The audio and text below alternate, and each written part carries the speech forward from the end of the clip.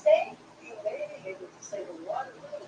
Call right now and find out just how much money you have been able to save. Come on, go now. 1-800-699-0761. 1-800-699-0761. That's 1-800-761. Is your credit scoring? Just a little.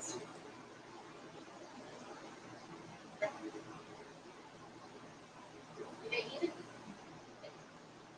Okay, net credit. A more personal. This is a band. This is one question.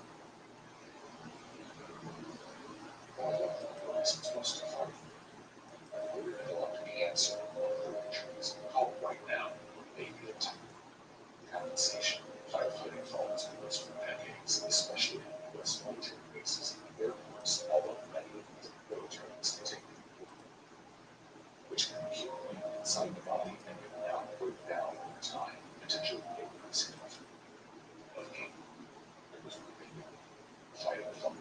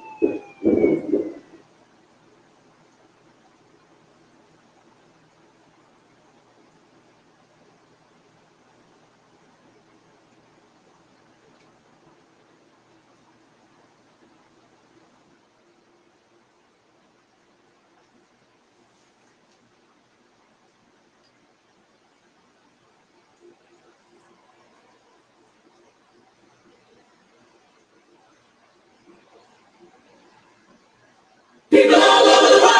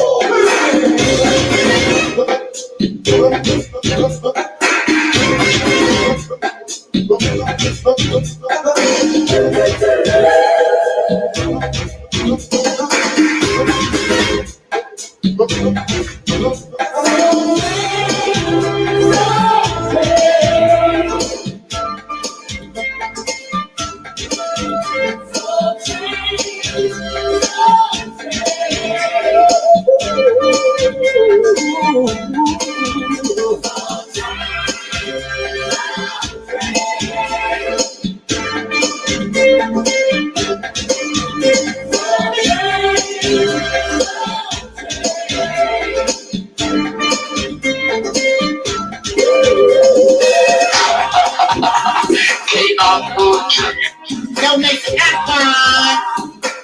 I got the answer. I can handle the hard question. See, they say that Angel Snub No. 7 don't care about the people. But Angel Snub No. 7 cares about the people because I'm bold enough to tell you the truth. And I don't give a damn if you give me a dime. I'm not looking for your money.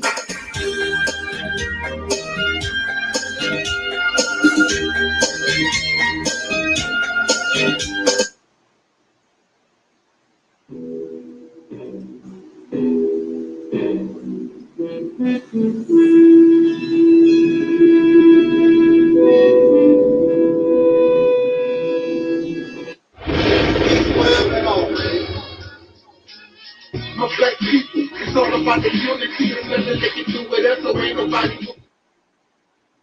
We are in a state of emergency. Prejudice. Wrote a song about it? Like to hear it? Here it goes. Free your mind.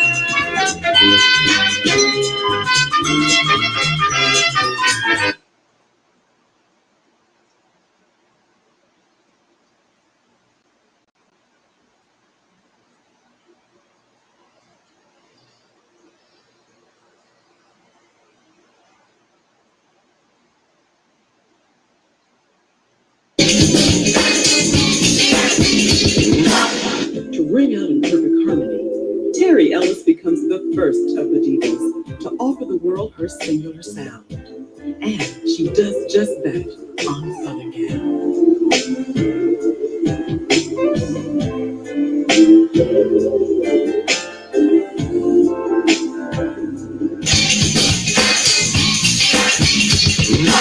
My brother Angel Snub 7 at the Reality Temple. And to give props to him, because I listened to all of Angel Snub 7's videos. I think that he comes from a different angle. And there's a powerful message in a lot of the videos that he put out. And I try to catch all of them. I look at him as a free thinker and a person that's willing to challenge those of which he don't agree with or which he may think differently from. And I really respect him for that. He's challenged KNBS, and he has also challenged the Black supremacy movement as well. And I have nothing against that, because that which cannot be challenged cannot stand, and will not stand, and will not survive the test of time. How many challenges we can withstand will determine how long we will be able to stand.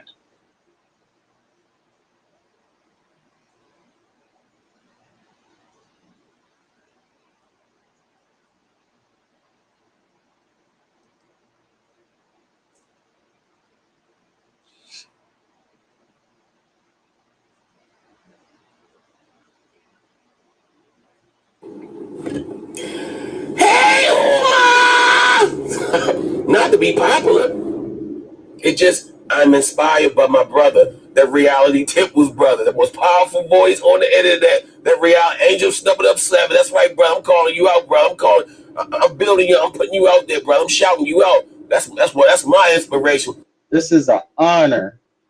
I've been watching you for at least a couple years now. Yes, sir. From the first time I got hip to your channel, I've been hooked ever since. I'm always looking out for new videos. I mean, when I first saw your channel, I said, oh, this is an ancestor that has most definitely returned. Yes, most definitely. This is not a new ancestor. This is an old ancestor. You could hear, you could feel the ancestors through you. You know, most people probably say, what is he talking about? Right. They don't get it. You gotta be on that level.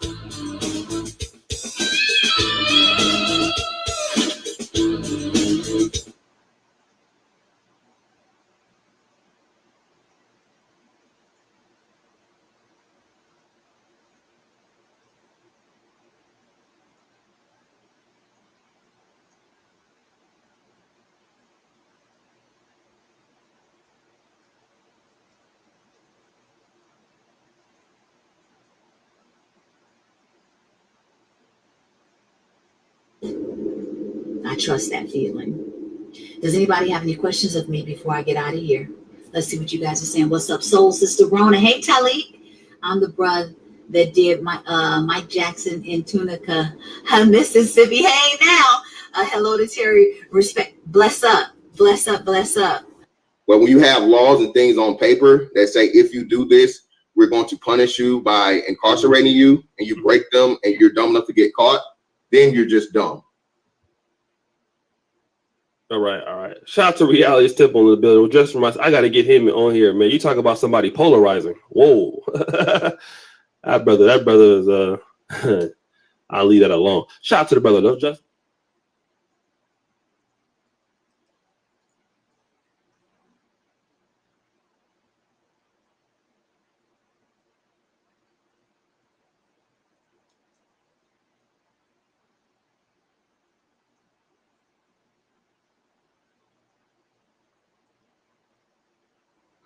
and that is Brother Taalik from the Reality Temples on Earth channel. And if you get a chance to subscribe, please do subscribe to his channel. He's a good brother. You know, he's doing good work, and he wants to do good constructive things. He has good information to provide. So please do check out his channel if you get a chance.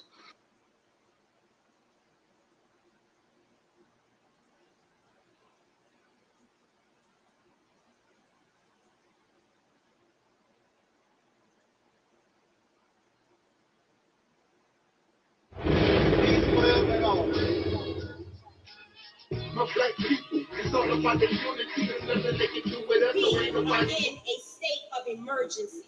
Prejudice. Wrote a song about it? Like to hear it? Here it go. Free your mind.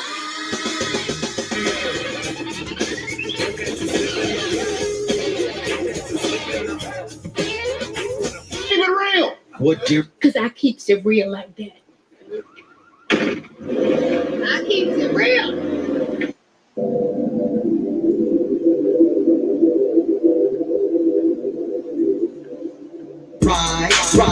Ride, let's get this party started. Ride, let's get this party started quickly. Let's get this party started quickly. Let's get this party started. Ride, let's get this party started. Ride, let's get this party started quickly. Let's get this party started quickly. Let's get this party started. Ride, let's get this party started. Ride, let's get this party started quickly. Let's get this party started quickly. Let's get this party started. Ride, let's get this party started. Ride, let's get this party started quickly. Let's get this party started quickly. Let's get this party started. Ride, let's get this party started. Ride, let's get this party started quickly.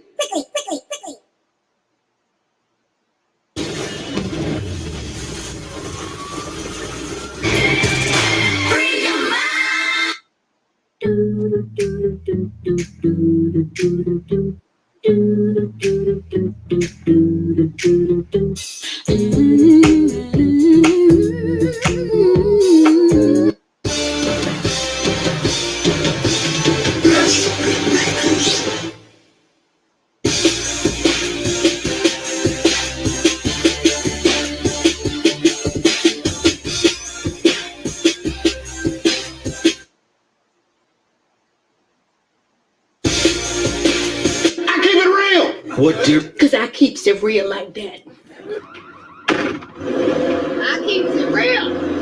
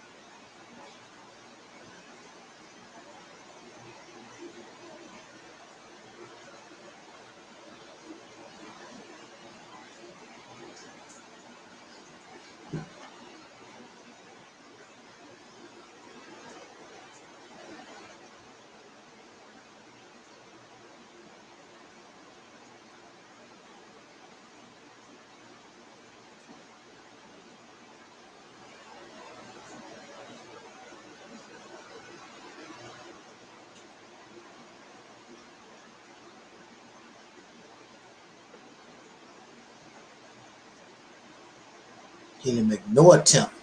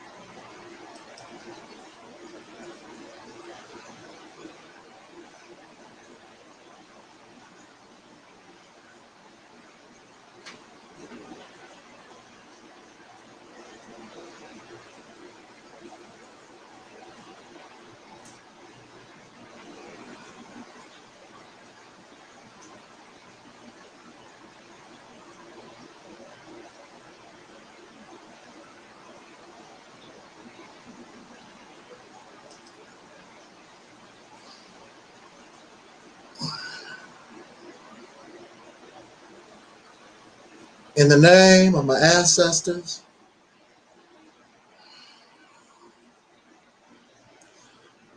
peace forever and always, and welcome to another edition of what we call the Reality's Temple on Earth Internet Ministry. I am the gatekeeper, the host of this program, known here on social media. Wherever you may find me, I am known as the mighty, mighty, mighty Angel Snuff 7. I am your soul brother, number one.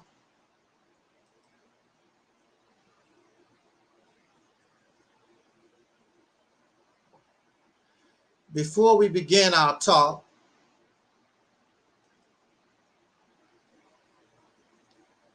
I want to issue a parental discretion is advised. Again, parental discretion is advised. Now, I don't know why we should do that, because most of your children, even very small children, probably no more vulgar, profane, nasty language and words and actions than I do as an adult going on 60 years old. They're not going to hear nothing from us they have not heard before, because that's how many of you roll in your households. You don't care what your children hear. You don't care what your children do. The movies and the radio and cable and television and the drug dealers and all the riffraff, anything and anybody can nurture and raise your children, and you don't care. In fact, the reality is you really don't even love your children. It's just something to do. You just spitting them out like you're a rabbit, like you're a roach, like you're a rat, you're a mouse. You spit them out in this society, and if they live, they live. If they die, they die. That's the reality of many, many parents. Just something to do. Because I got a penis. Because I got a vagina. You have not accomplished nothing else in your life. Many of you barely graduated out of high school, grade school. You damn sure didn't try to go to college. There's a very low number of people in America that go to college. very low number of you that go to trade school, so you have no skills, you have no education, but you can screw and make babies that fill the prison, that make babies that fill the mental institution, that make babies that fill the welfare offices. And I love them. I love you. You make babies that continue the cycle of hopelessness and poverty, and you're satisfied with that. And your children, you can find them at the liquor store, at the dope house, at the strip club, at the whorehouse. American children are easy victims of sex trafficking because they have no parents, just a bunch of people with a penis and vagina with nothing else to do, just reckless behavior.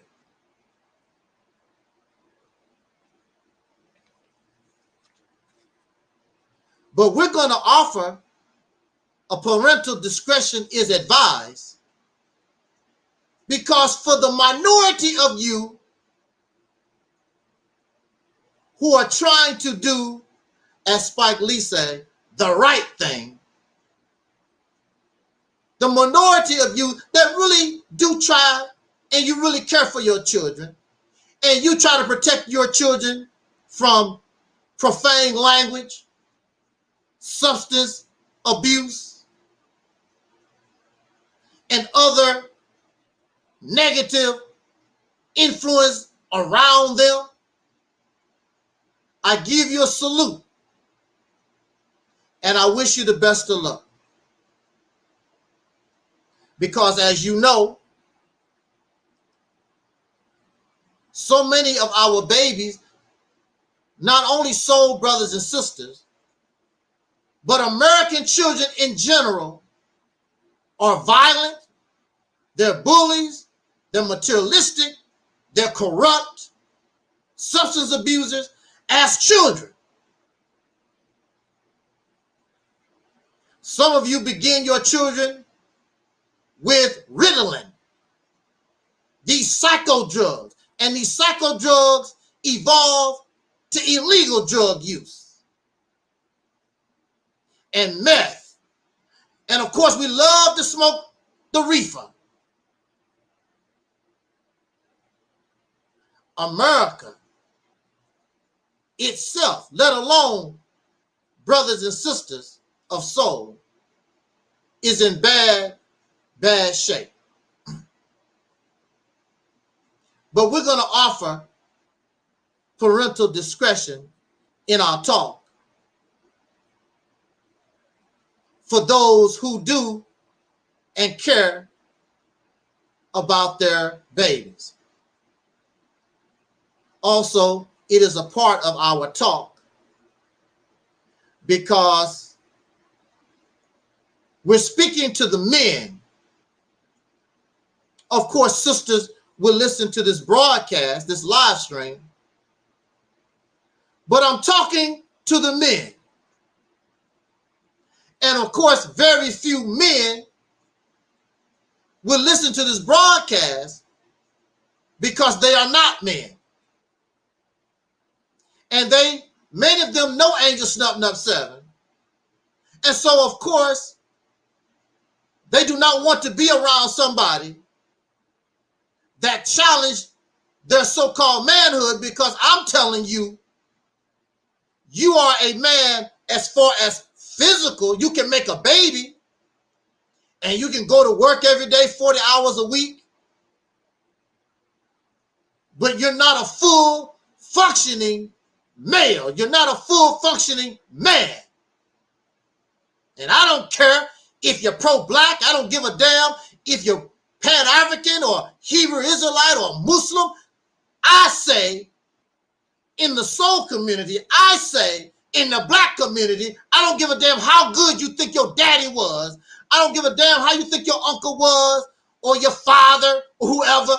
I say there are no black men in the community. That's what I say. And if you can't handle that, take your wimpy crying ass on somewhere else. Good riddance to bad rubbish. Adios amigos. Because we're not going to stroke you here. We're not going to coddle you here.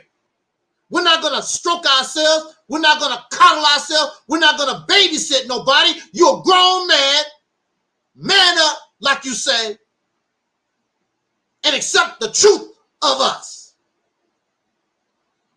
Living in denial, having somebody babysit your ass is not going to solve our problem. It's not going to change our condition. The reason why our condition remains the same and why we don't progress and why we don't evolve is because somebody continues to babysit and coddle and make excuses and won't let you be a man, a full functioning man. You're only a man because of your physical gender, because you have a penis. But the soul man or the black man in this country, the African American male, we are not full functioning men. If we were full functioning men, our actions would show, our condition would show. That's what we are. Our condition shows exactly who we are. Well, it ain't me. It ain't me. I'm better than you. I ain't like him. Let's go to a picture.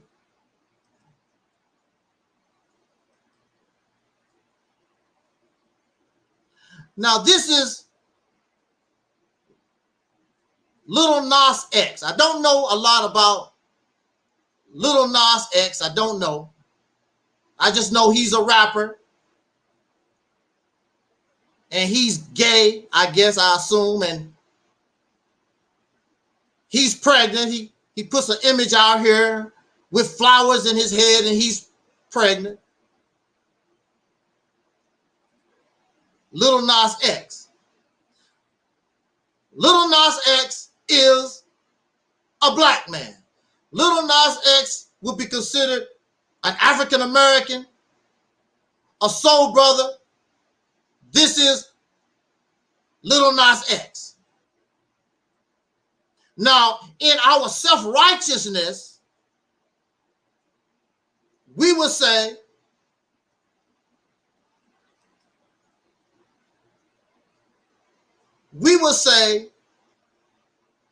and be happy to stand up and say, that's not me. That's not me. And you point your direction, you point your fingers away from Lil Nas X. I'm better. That's not me. Now, of course, you're not going to like what I have to say. You're not going to like what I have to say. Do you think I like this image? Let's take a closer look.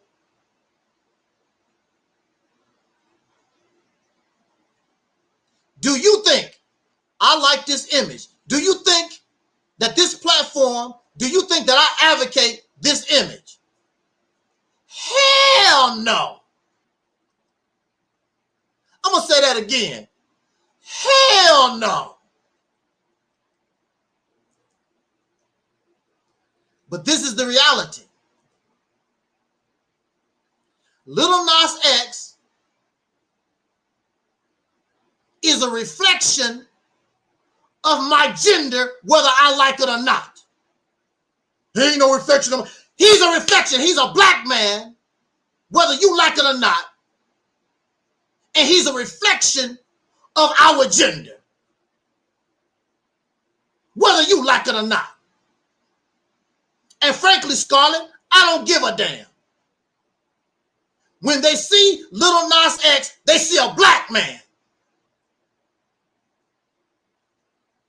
He's part of our gender, whether I like it or not, whether you like it or not. Lil Nas X is a consequence of our failure of not being full functioning men. If you don't want to see Lil Nas X, then change the condition. If you can't change the condition, then get ready for a whole lot of Lil Nas X, and that's what we have seen within the last decade.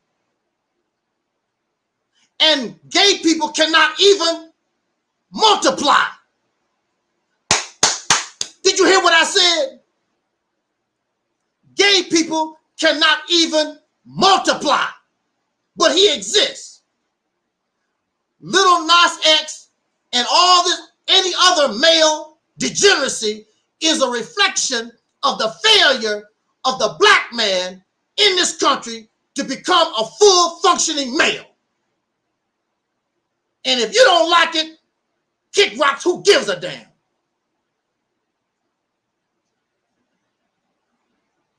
You got a whole city in Atlanta, they say, is a whole lot of Lil Nas X. Where the hell they coming from? Is there a factory? But again, it's a reflection of the failure of the black man in America. Whether I like it or not, whether you like it or not. And if we don't like it, then we need to change it. But clearly, whatever we're doing, the situation is getting worse. It's not getting better. It's getting worse.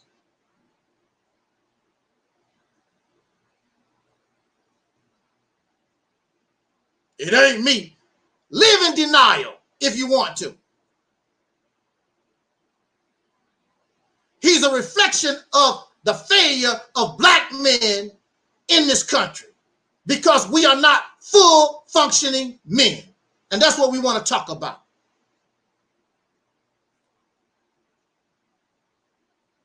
You're only men because you have a penis. You're only a man because of your physical stature, but you're not a full functioning male.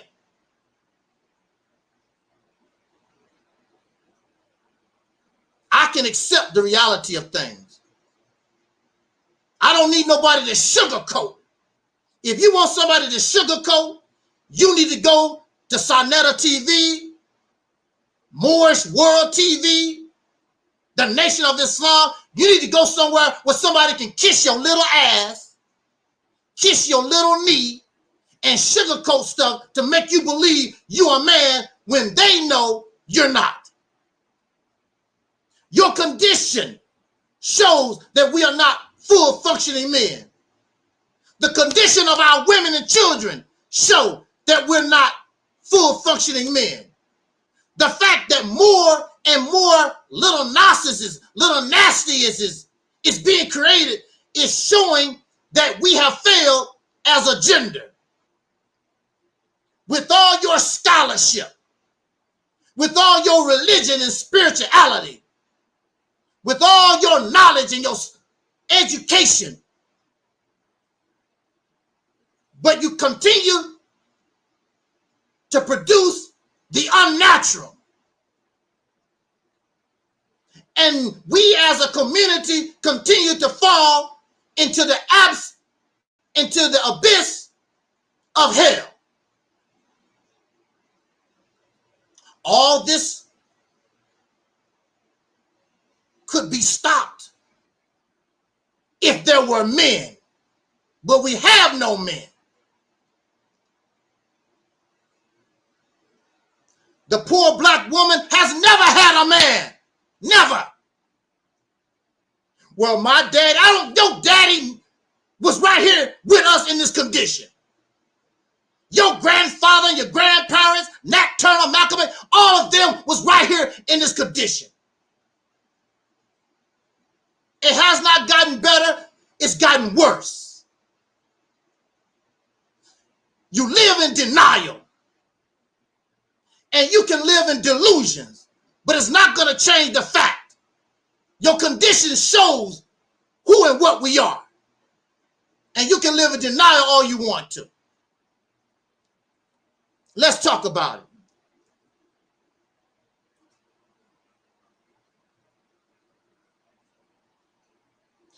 Before we get started, if you are the crybaby type, if you are the over-emotional type, I suggest you leave now. Because this is the talk to the brothers. Real man talk. We're not going to babysit. We're not going to coddle. Straight reality. So I give you time to piss off with your punk ass. And that's a big part of the problem. Y'all a bunch of punks. Then you call yourself some god, some warrior. How the hell you a god and a warrior and you can't even handle somebody talking? You get mad and upset. I don't like what he said. You a coon. You a Sambo. Get the Similac off your mouth. Go find that lady, Sharzar Ali, or some of these other women that'll put a titty in your mouth. I don't have breasts. So you're not going to get a titty from me. Go find her and some of these other women men have brainwashed and let them put their titty in your mouth. And when you fall down and scrape your little knee, let them put a Band-Aid on your knee. I'm not doing a damn thing for you here. You stand up and walk and talk. You're going to be a man here or nothing at all. Or just accept Little Nas as a way of life. Because no matter what you do, no matter where you go, I don't give a damn how pro-black you are or how pan-African you are, because you're not a full-functioning man, you are going to produce Little Nas. Fact. Come on, Deacon. Man up.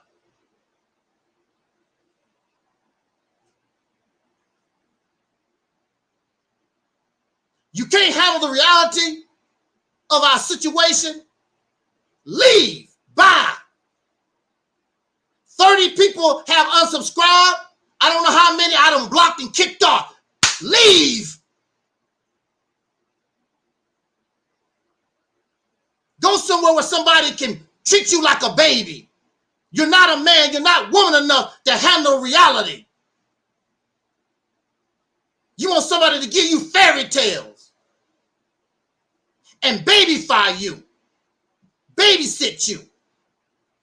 That's your problem. That's why you're not a full functioning man. You're not a full functioning woman.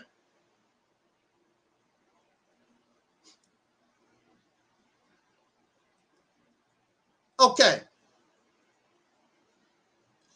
I want to say this.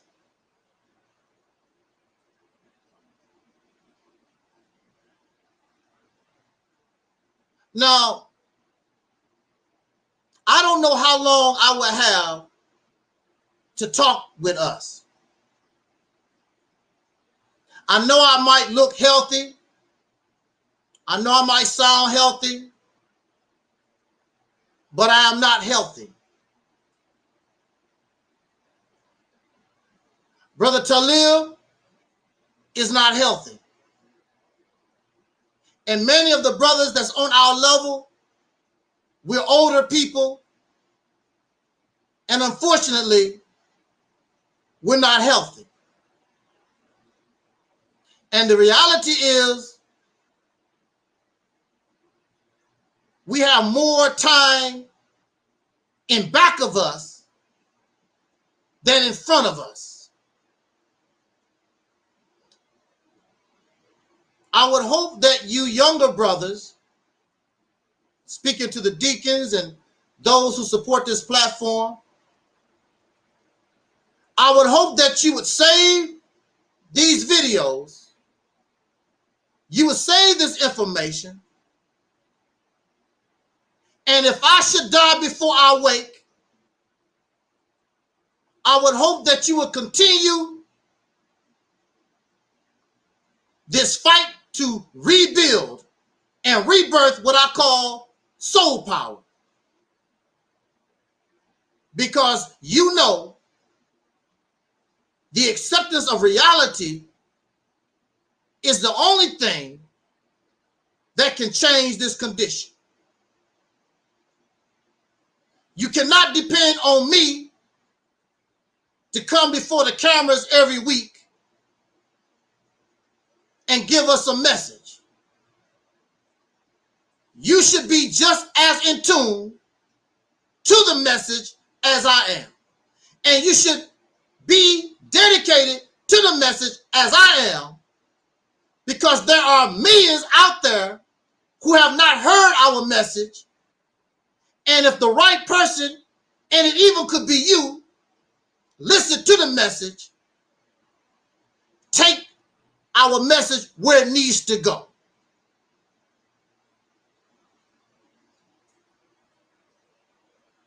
So you must be willing, when I pass the baton, be man enough to take the baton and keep reality going the same way they keep this foolishness going, all this pro-black, Pan-African, and Hebrew Israelite, the same way it keeps going, we need to keep going. We need to stay in their ass, because those things are ineffective. In fact, they are detrimental. They have failed to produce strong black men. They have failed to produce full functioning men.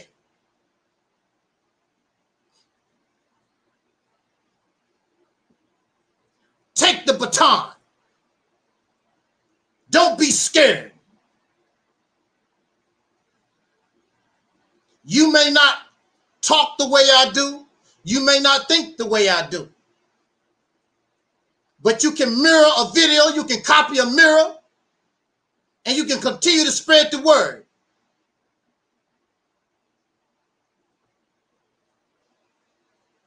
There's an old saying, old men for counsel, young men for war. Our problem is, ever since our ancestors was set loose, not free, set loose from the slave plantation, we as men have failed our people. We fail ourselves. Old men for counsel, but how can you be an old man and counsel if you really have nothing to give the young people except the same stuff that didn't work for you? I'm going to repeat that again. You're listening to old men that's giving you scholarship and information and a strategy that did not work for them.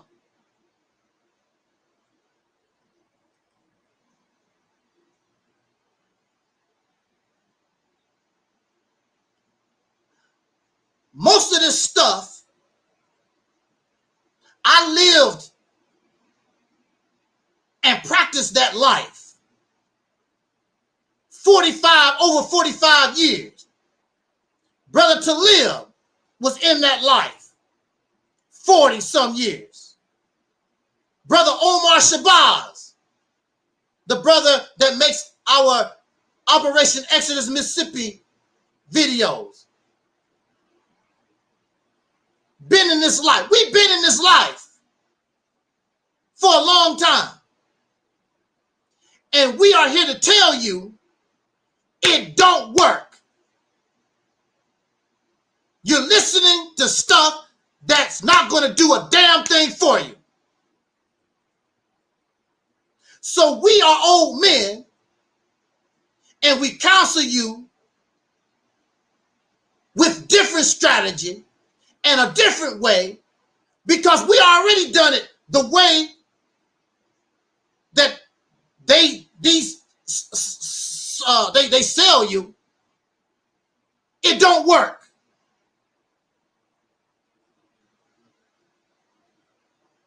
Old men for counsel, but old men want to counsel you to try to be successful in a life that didn't do them any good. What counsel is that? That's the wrong counsel. Incorrect counsel. And they are too arrogant, and they are embarrassed, because many of these people been believing these things probably almost all their life. Yeah, well, I've been a Pan-African for 45 years. I've been a Hebrew Israelite for 55 years. I've been a Christian for 67 years. You've been wrong for 67 years. You've been wrong for 45 years. And you're too ashamed, and you're too arrogant, and you're too self-righteous to tell the young people that what you've done for 45 years is a failure. Do you believe that it feels good to me being part of the Nation of Islam? And then I have to turn around and say, that was a road to nowhere? Do you think that it felt good for Malcolm X to turn around after he taught the people, Nation of Islam teachers, for over 12 years, and now he had to turn around like, whoa, that's not the way to go. It takes a man and it takes a woman just to admit, hey, I was wrong.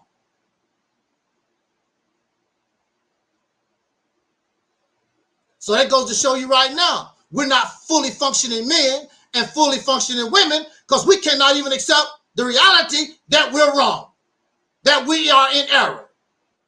You want to keep doing the failure, the do nothing that you're doing, hoping one day you're going to get it right. It's going to be successful.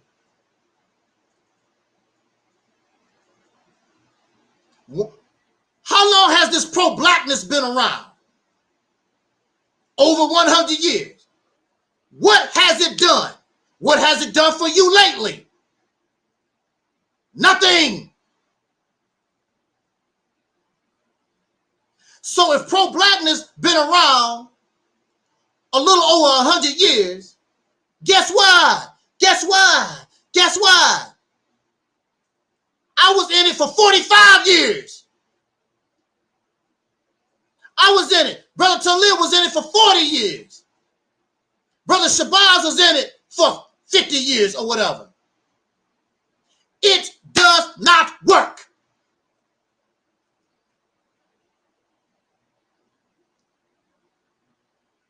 So if you're going to be an old man, then counsel the young correctly so they can be successful. So in your Bible, the situation is so messed up. There's a story in the Bible where God gave the instructions to the people, but then when it came down to it, the older people was afraid. The older people was scared, and they held the young people back.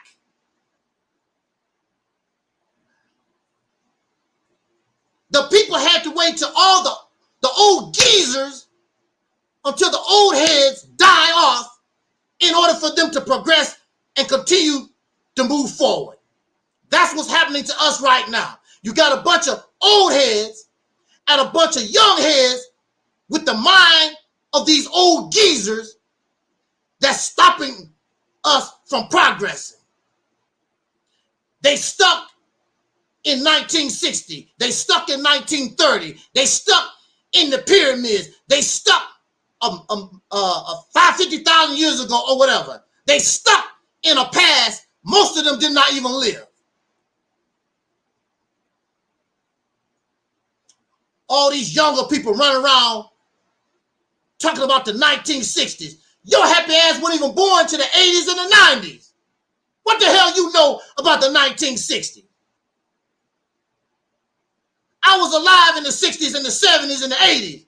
And here come a little child born in the 80s and the 90s come to me talk about this is what they did. What the hell you know?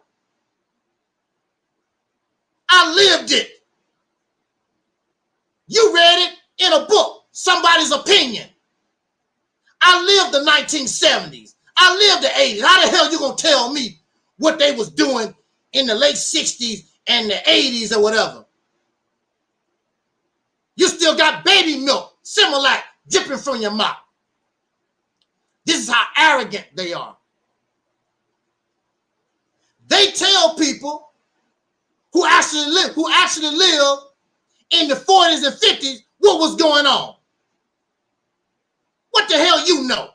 How the hell you gonna tell somebody that actually was born in the 40s and the 50s and the 60s? How the hell you gonna tell somebody who actually was in the Nation of Islam in the 19? How you gonna tell somebody who actually knew Malcolm X? How the hell you gonna tell somebody who actually knew Huey P. Newton from the Black Panthers? How the hell you gonna teach them? I got the scholarship. I got the information. You know better than people that lived the history that you can only read in a damn book. Sit your happy ass down. Why don't you listen to your elder that got some sense? And you can tell I got sense. That's why you don't like me.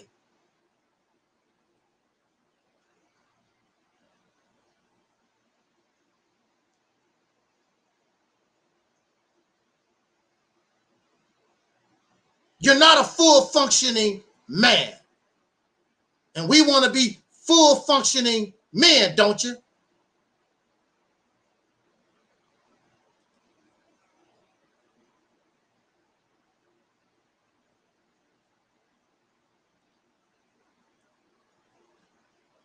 One of the first things, or when you look in nature,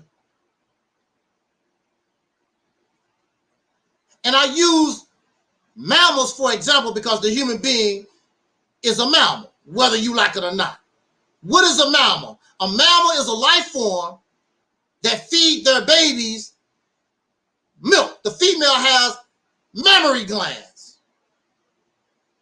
thus mammal.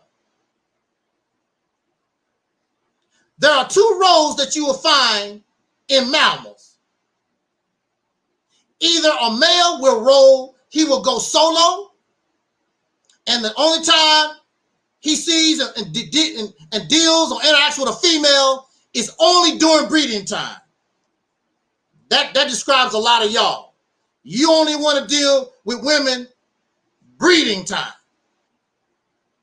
You just want to hit and leave. Then you have the male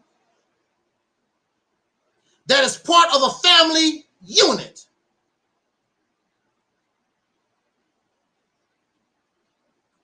And his role is not to raise no children. The female does that. You will see this in elephant society. It's the females that raise the males and the females, and you never have seen a homosexual elephant. You will see in lion society, the female raises the male and the female. You never seen a homosexual lion.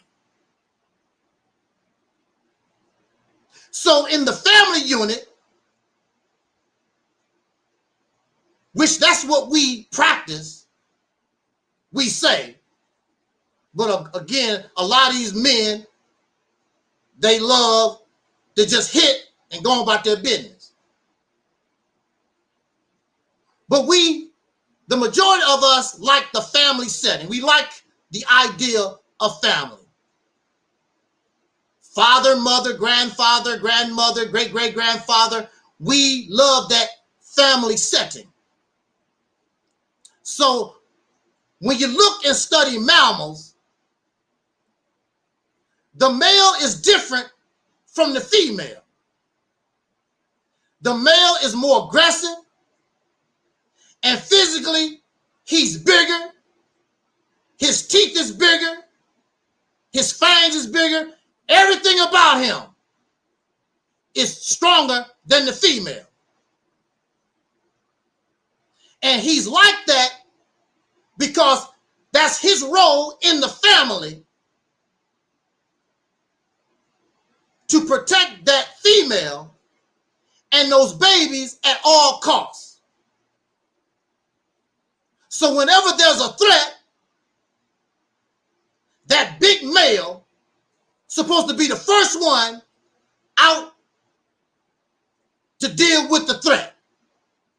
That's what you see. That's his job.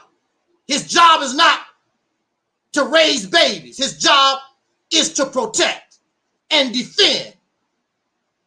And on the side, he can gather a little food or whatever, blah, blah, but that's his main job, is protection. Because those babies, that's his DNA. It's his job to make sure that DNA survives. He's going to protect that female, because without that female, he would not have no babies. She's the one that brings his DNA into this reality. Now, when I was growing up, we had a lot of respect for mama. A lot of you don't have respect for mama. And this is usually how it goes. The male is the first line of defense in the family. And so the female runs behind him. So the children, the babies, run behind the female. That's what you will see. And if the male falls, the female steps up to protect those babies. The female steps up to protect the family. Now, we're talking about the men today. But we're also talking about the women, because like I just told you, when the male falls, then the female steps up to the plate. You have women that tell me they don't have to do nothing. They don't have to fight. They don't have to be a warrior. They can sit their fat ass all day and watch TV, and it's up to the men to fight and die. They don't have to do nothing. But in nature, when the male lion falls, that female automatically knows, I got to protect this DNA. This is me. I got to protect my family. And she steps up to the plate. We have a community where we have no male, this black man, this soul brother. We live in a community where we don't have a mother either. So don't you sit back, woman, and laugh and giggle. Go ahead, Taalik, tell these brothers, your ass have failed, because if the man have fallen, then you step up to the plate. Old men for counsel, old women for counsel to women, to girls. But you have no mother. the so-called American Negro in this country. We have no parents. The only parents we've ever known is the oppressor. We've never had a mother and father. They set us loose off the slave plantation, and for over 400 years, or the last 100 years, we've been winging it, drifting, trying to figure out, how does this work? What I need to do? We win a little bit, we lose a little bit, but overall we're losing. But this is a new day. This is a new time. And your life has been given back to you. This is the rebirth of soul power. All that other stuff have failed to give you life, failed to put you where you need to be. If pro-blackness, that mindset, was the way to go, I would not exist. If Pan-Africanism was the way to go, I would not exist. If Christianity and Islam was the way to go, I would not exist. I exist because now is the time. Either you're going to live or you're going to die. You keep rejecting, you reject soul power, you reject life, then you deserve to die. Matter of fact, you are dead. You are the walking dead. You're a zombie. You look alive, but you're dead. This is the rebirth of soul power. This is the rebirth of bringing you your life back.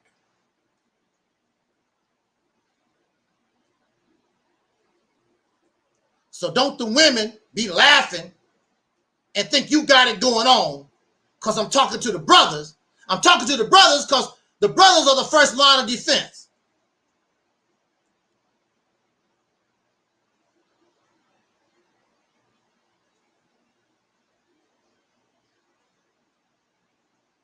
Have you been defending the women? Have you been defending your children? No. We have failed as a gender. We have failed.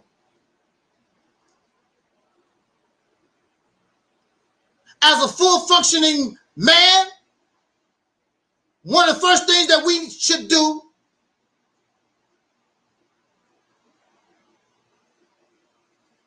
is regain our warrior spirit, as they would say, like the lion or the bear. We don't have a warrior spirit. We talk about it, but we really don't.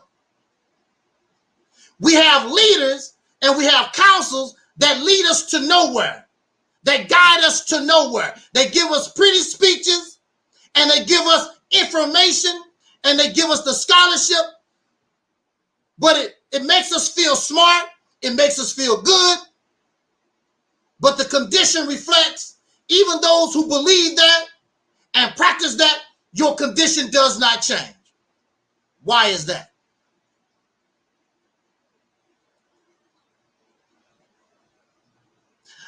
There's a brother named Sarah Sutanseti, and he calls himself the General. The General Sarah Sutanseti. Many of you have heard of the General Sarah Sutanseti. And somebody asked him on a live stream, hey man, you call yourself a general. What you want us to do? What you want your soldiers to do? What you doing?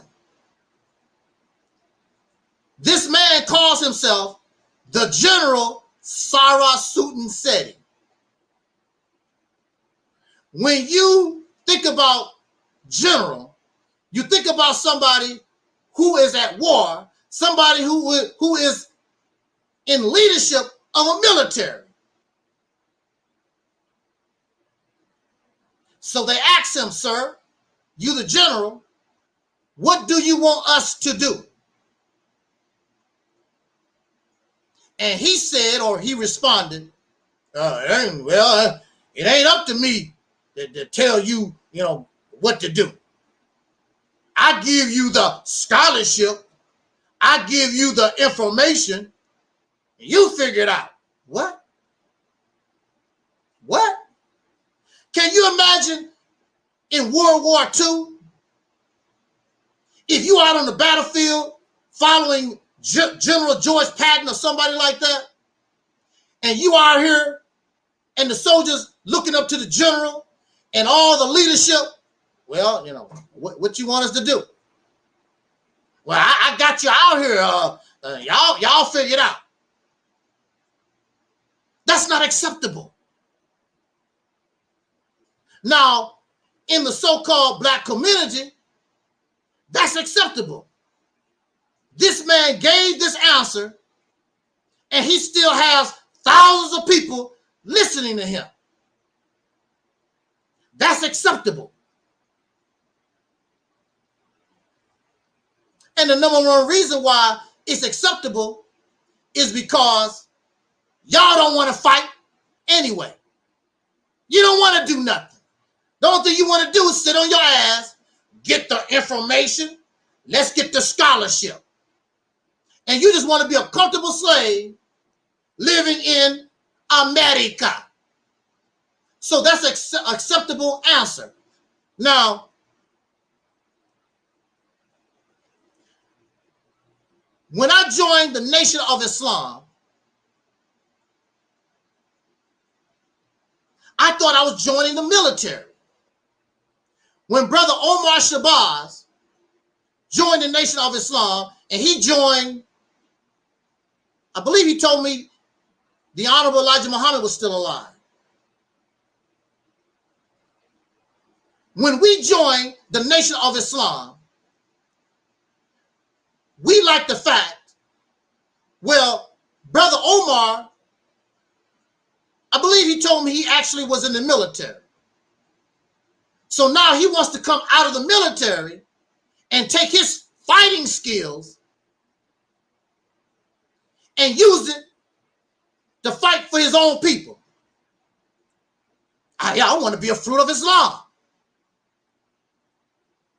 And that was my thinking. Oh, I want one of those uniforms. I want to fight. One of the things that got me about being part of the Nation of Islam was this. If I'm at war, this is wartime, I'm living with my oppressor. I'm not in a foreign land. I'm not in an independent nation. I'm living in a hostile environment. I'm living with my oppressor. And it made me scratch my head, because why would you want the brothers to have a family in a hostile environment? Why do you want them to make babies and have a family in an oppressive, a hostile environment? I never understood that. I thought I was going to be a soldier and we going to war. But the only thing myself and Brother Omar Shabazz done, take our happy ass out on the street corner, find a call newspaper, Muhammad Speaks. You got your newspaper? Hear what the Honorable Elijah Muhammad teaching, hear what Louis Farrakhan teaching. Wake up, black man and woman. Build your own nation. Till this day, we have no nation. Till this day, we're not independent. Till this day, the so-called fruit of Islam have never went to war with nobody except themselves. They slander and gossip and assault, even kill themselves. And they've never struck the KKK or the Nazis or the government. They've never done nothing. What kind of military is this? You a soldier. You a soldier and never go to war. And these brothers by the thousands follow Elijah Muhammad. These brothers by the thousands follow Louis Farrakhan. It reminds me of that movie called Glory with Denzel Washington. Remember, they formed this all-black regiment,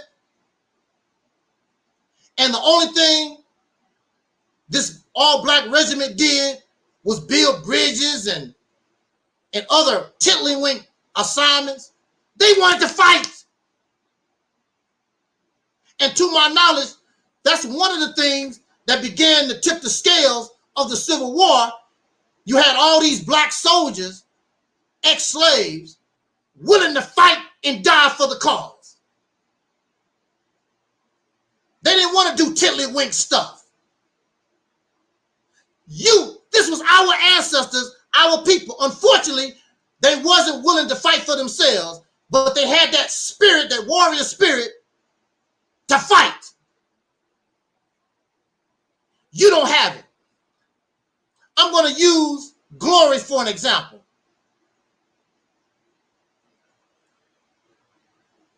Now, can you imagine the Civil War? And you're on the battlefield, and guns are pointing at you. But when your commander, listen, woo, but when your commander says charge, you are expected to run, not run the opposite direction. You are expected to run to the bullets. Your commander hold up his hand. When I let my hand down, charge, charge. You go forward to the bullets.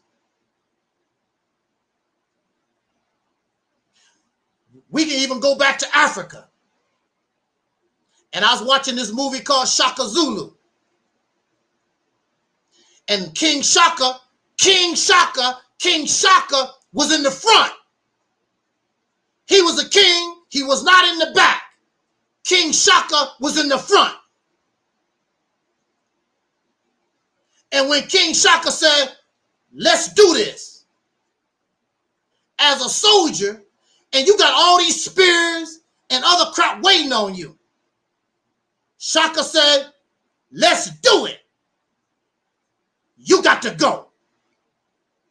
And when you look at the battlefield, all kinds of bodies dropping because somebody, when you charge, the ones in the front, chances are you're going to die. But you're a soldier and you expect to die. So how many died on the battlefield on the Civil War? How many died in Africa on battlefields? You are a soldier, you're a warrior, you are a man. That's part of your functioning as a man of that society. When your leadership tells you go, you got to do it. That's what they expect of you in the military. Some of these people became cowards. All the bodies that come from Iraq and Afghanistan or whatever, a lot of them suicide. And a lot of them, the military killed them. Oh yeah, I know it might be hard to believe.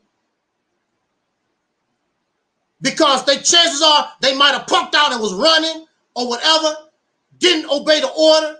That's why a lot of y'all don't want to join organizations because y'all a bunch of punks and you can't follow leadership.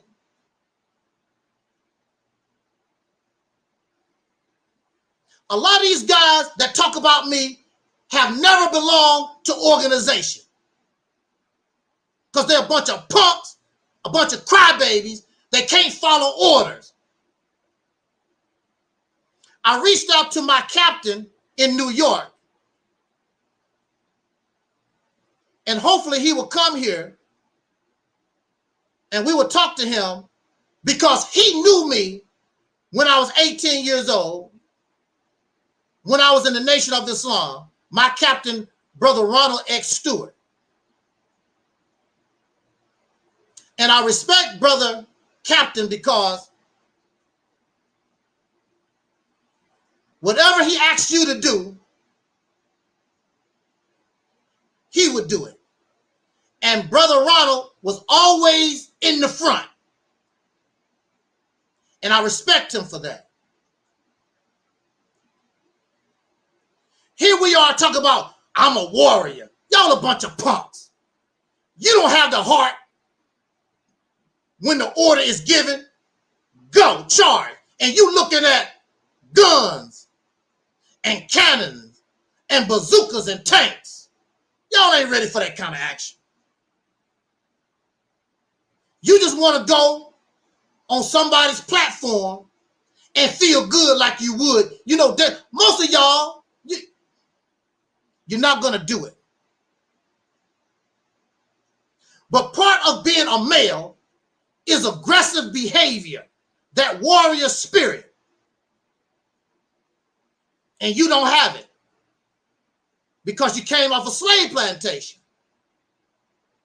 A slave ain't never been a warrior. I don't give a damn what your ancient ancestors done 50,000 years ago, 5,000 years ago. What they done don't mean a damn thing in 2021 because you a coward. You a punk ass Negro. And you don't have leadership. So you a general. The first thing the general must do, you have to get the masses of the people. You're not going to get all of them, but you need to get a lot of the masses of the people on your side so they can support your army. That's what George Washington done. That's what the forefathers of this nation done. They had the support of the majority of the people in the 13 colonies. Because without their support, you can't, your army is powerless. Because your army needs clothes. Your army needs food. Your army needs to be supported. So you need the masses of the people on your side. During the 1960 civil rights, there was no army. There were black organizations that called themselves an army, but they was not an army. Because the majority of the people did not support the army. And you had no gathering of the soldiers. How you going to be a general? How you going to fight a war and you have no soldiers? See, the fruit of Islam is wacky anyway. It's a wacky military. First, it's religious based. A military should not be religious based. For us, it should not. Really, for anybody. Has nothing to do with religion. Because the functioning of a soldier, I saw somebody talk about the Vietnam War. And they talk about these young teenage men went to the Vietnam War. They went in as boys and they came out as men. No, no, no. The military, especially the American military, is not designed to make you a man. The military is designed to make you a killer. To give you no conscience so that you can destroy. So when you drop bombs on children and women, you don't give a damn. That's my enemy. I'm here to kill you. Kill my enemy. You do not go in as a boy and come out as a man.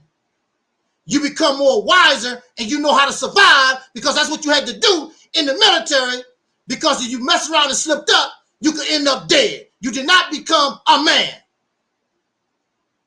There's a lot of Vietnam veterans and people from war on our streets all over this country out of their damn minds. They are not men. They went crazy. They couldn't even function as a father in their families. That's not the function. That's not the purpose of the military, to make a man out of you. Manhood training and the military is two different things. Manhood training can be part of the military experience. But in America, we know that's not what it's about. You are a killing machine.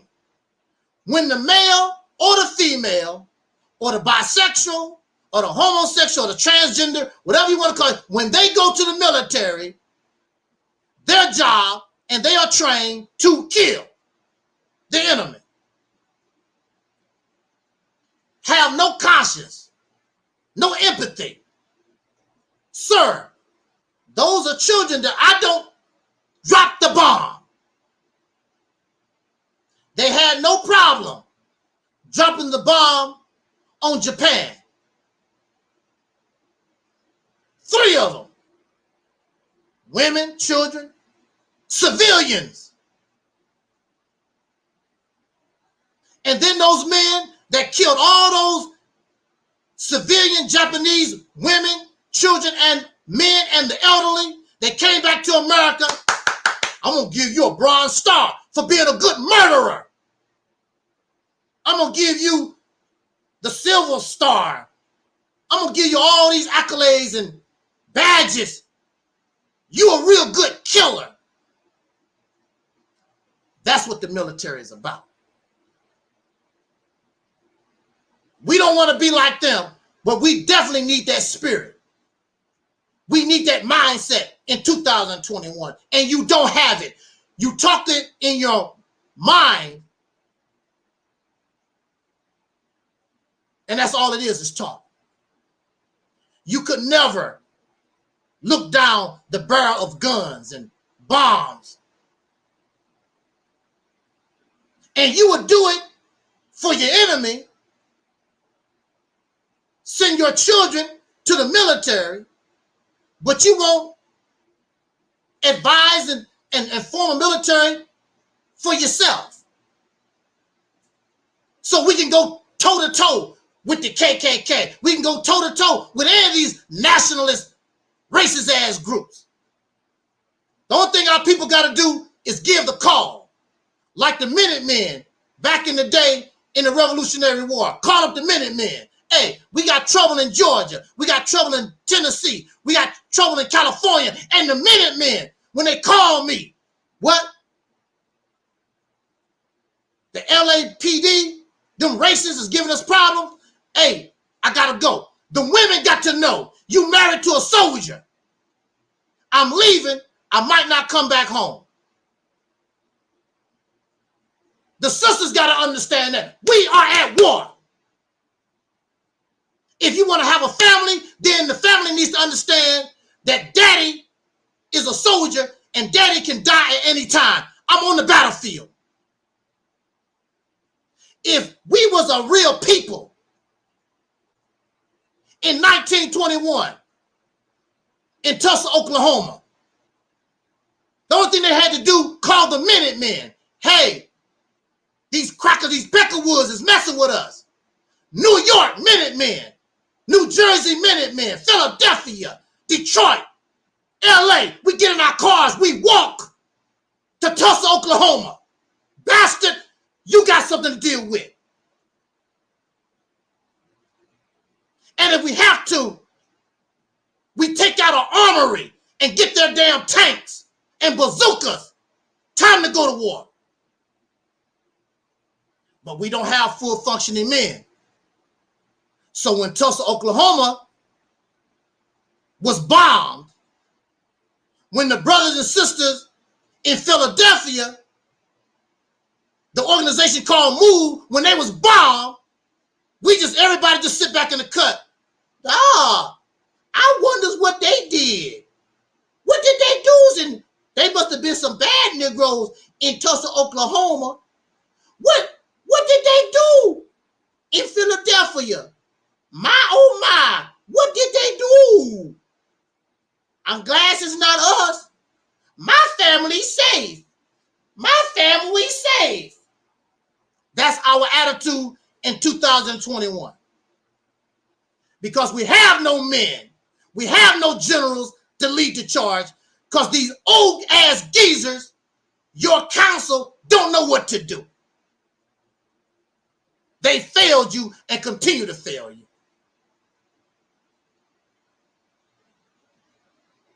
The soldiers must be supported by the people. So out of every paycheck, if we was a people, then we support our own military. So your baby don't have to go to the white man's military. Your baby can go to our military, our militia that we form. And we as a people support that.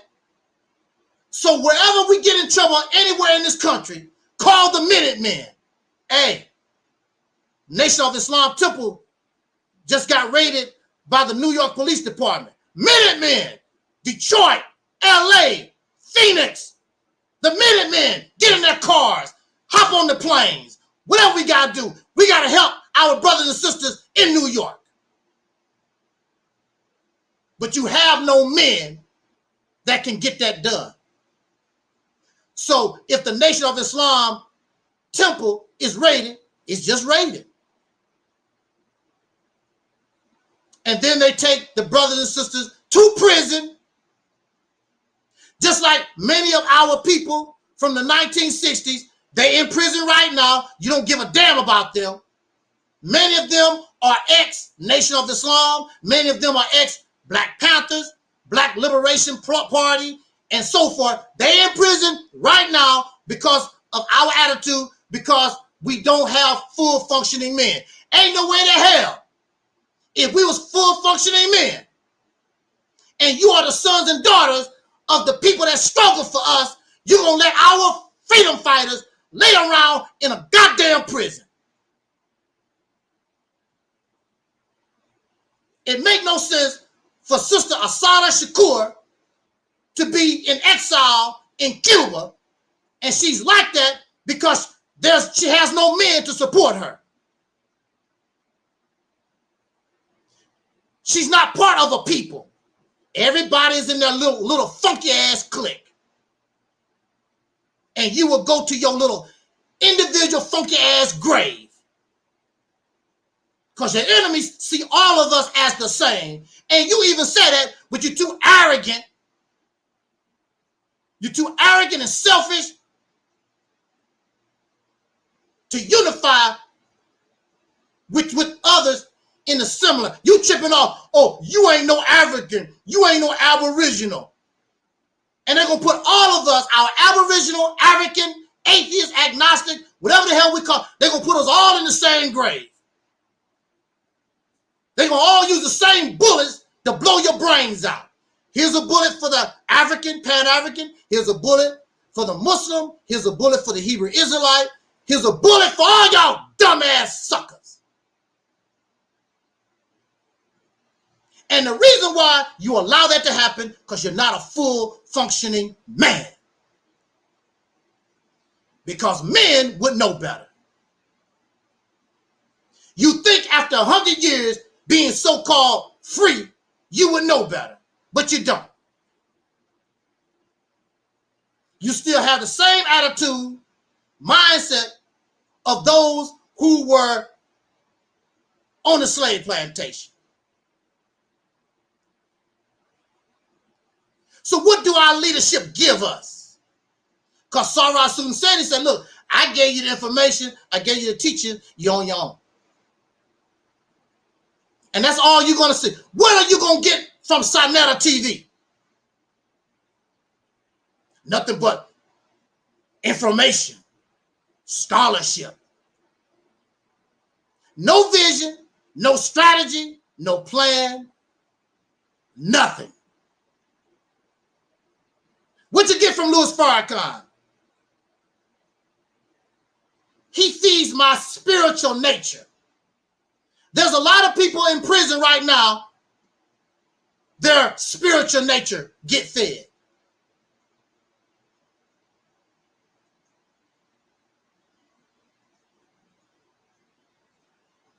does not help you. The information and the scholarship only helps you once you become a liberated and free people. Other than that, it means nothing.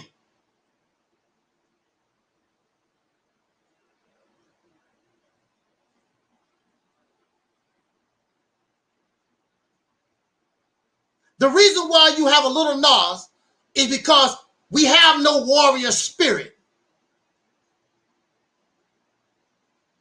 So it's easier for little Nas to be a female because it's too much pressure to be a full functioning male. He's a reflection of the gender. And you can say, it ain't me. He's a reflection of the gender. You might not go as far as little Nas, but you're just as weak and you're a little sissy, because that's another name that they call homosexuals. They call them sissies. And you're just a sissy just like they are. You have no fight. You have no drive. You're not a soldier. You're not a warrior. In order to be a general, you must be able to think. In order to be a general, you have to be able to strategize. In order to be a leader, you have to be able to have a vision and a purpose and a goal. You lack all these things. In order to produce a full functioning man, we have to start as boys. We have to have manhood training. These boys should be trained in martial arts right off the bat. They should be trained in skills, carpentry, electric, plumbing, car repair. You got to give our children skills, because these skills they can do for themselves. You don't have to run around talking about, we got to do for ourselves. When you give that child skills,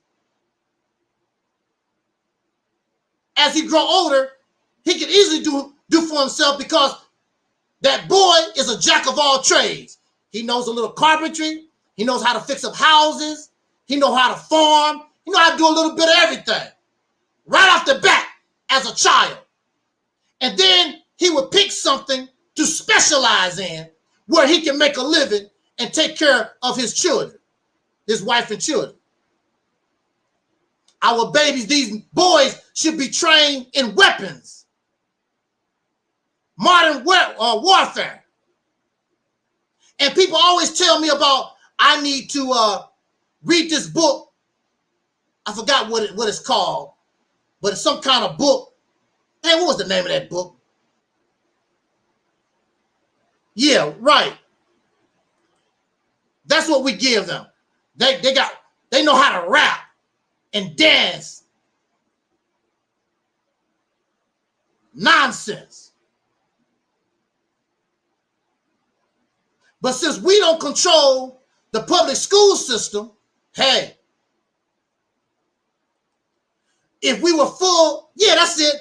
That's it. See, that's why it's good. That's why it's good to have some help. Yeah, people keep telling me about the art of war. Duh. They already know about that strategy. Duh. The thing about war, the thing about fighting is to do something that your enemy don't expect. A strategy that your enemy don't expect. Now, that might work, but also it's been done before, and so somebody's going to be looking for it.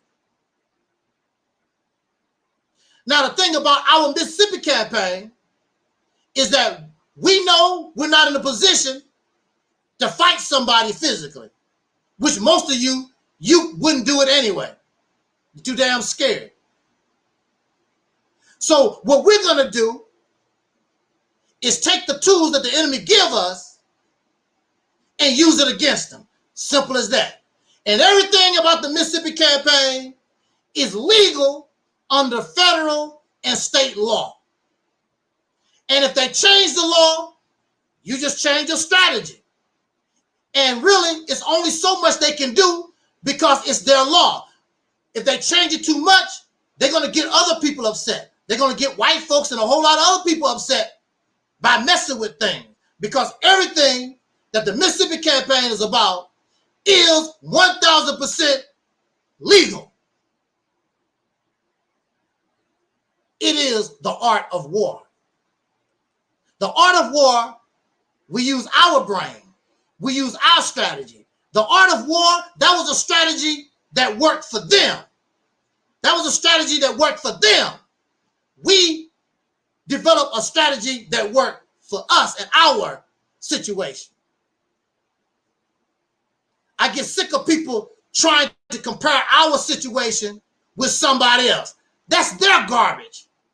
They're not us. We're not them. Again, use every strategy you can, but don't be so damn dumb and stupid you can't develop your own.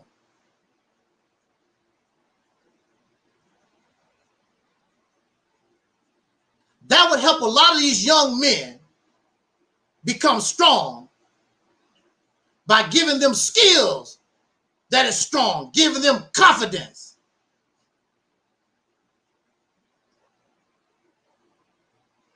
So you get your army and you recruit your soldiers.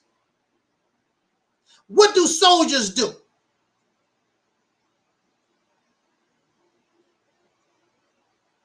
Soldiers defend their territory and soldiers take territory. That's what soldiers would do.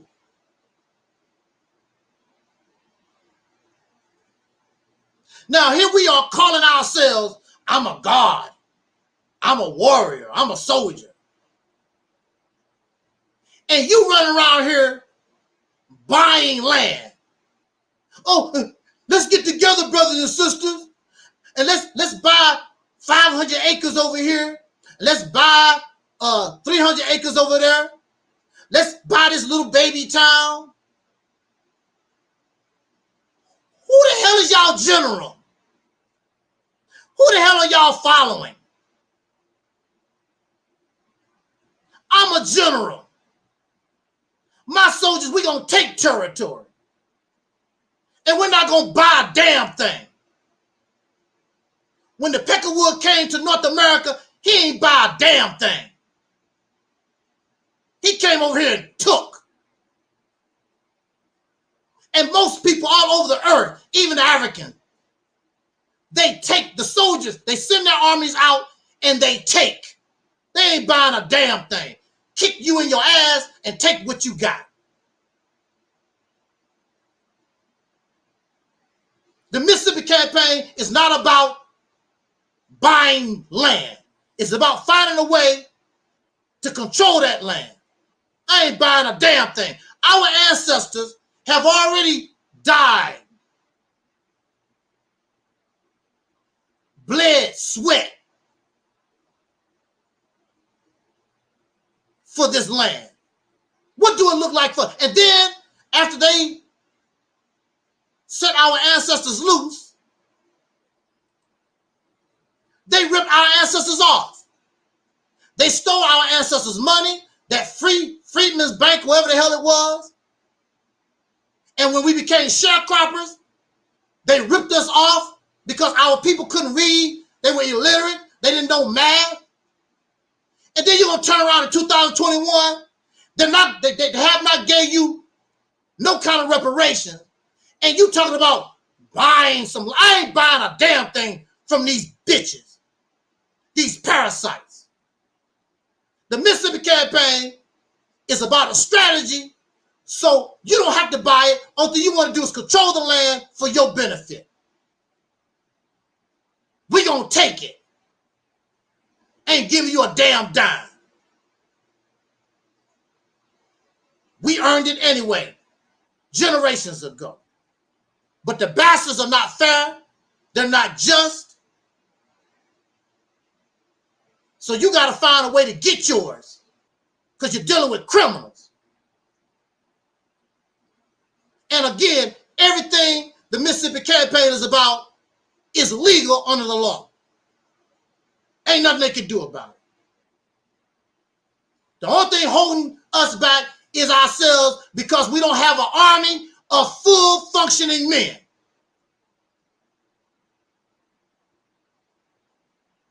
Y'all with me? I got a little bit more here to go. Can you hang? Because we're getting ready to hit 2 hours. I just got a little bit more to go, maybe half an hour, and keep ripping. Y'all been real quiet in the chat room. Where the trolls at? I want to say, while I'm taking this small break, we have a channel dedicated to the Deacons of Reality. Deacons of Reality, put that, you can put that link in the chat room. Because I created a channel just for the deacons, for all their little short films and whatever else they want to do on this channel. And because you got people that want to flag their videos and whatever. So we want to save those videos and we put them on this channel so that we can continue to enjoy the fire that the Deacons of Reality put out for us. Great. These brothers are great soldiers. In fact, I would say they were the turning point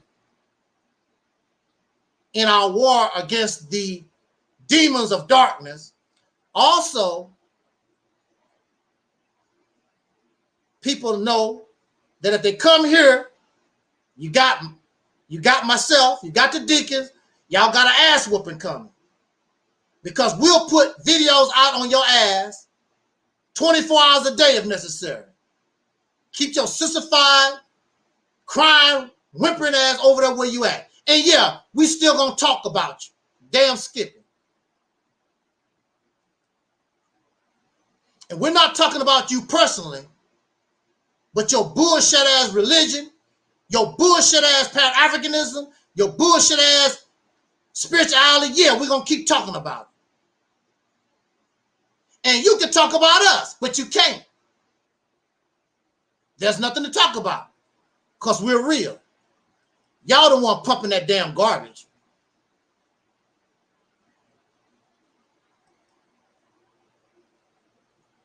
So give me another half an hour, 20 minutes. And let us bring this to conclusion.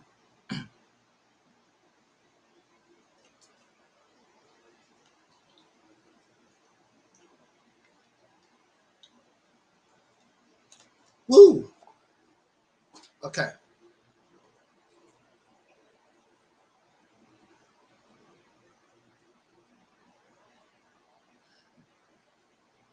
All right.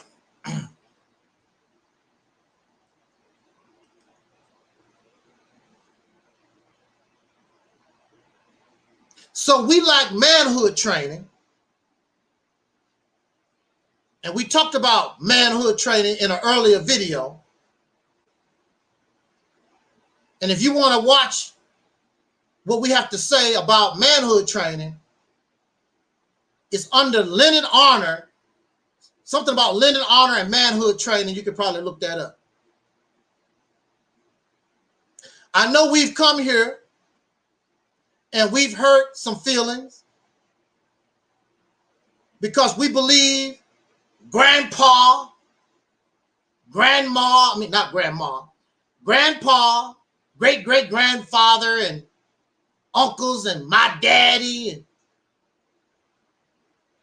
we view them as we view them as men. No. You will view them as men when the condition that we live in demonstrate this is what we've achieved. Until then, when we look across the water and we see this guy right here.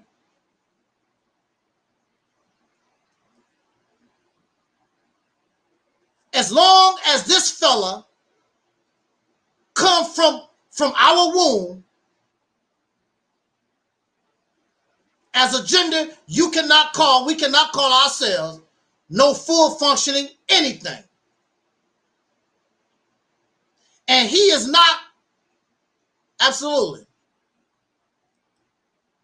And his kind is not decreasing, his kind is increasing, because the only way you can change the condition is you have to change the environment, and that's the purpose of the male. We have to change the environment that our women and our children grow up in. As long as the environment stays the way that it is, I don't give a damn if you Pan-African or Muslim or Hebrew Israelite or whatever the hell you call yourself. As long as we live in this environment, and as long as you have the mindset of the oppressor, and even though you think that you think different, you think because you pro-black and Pan-African and Hebrew and Muslim or whatever, you think that you think outside of the European concept. No, matter of fact, that's what you are. You're nothing but a walking white man. They don't want to hear that either. We're nothing but walking white people.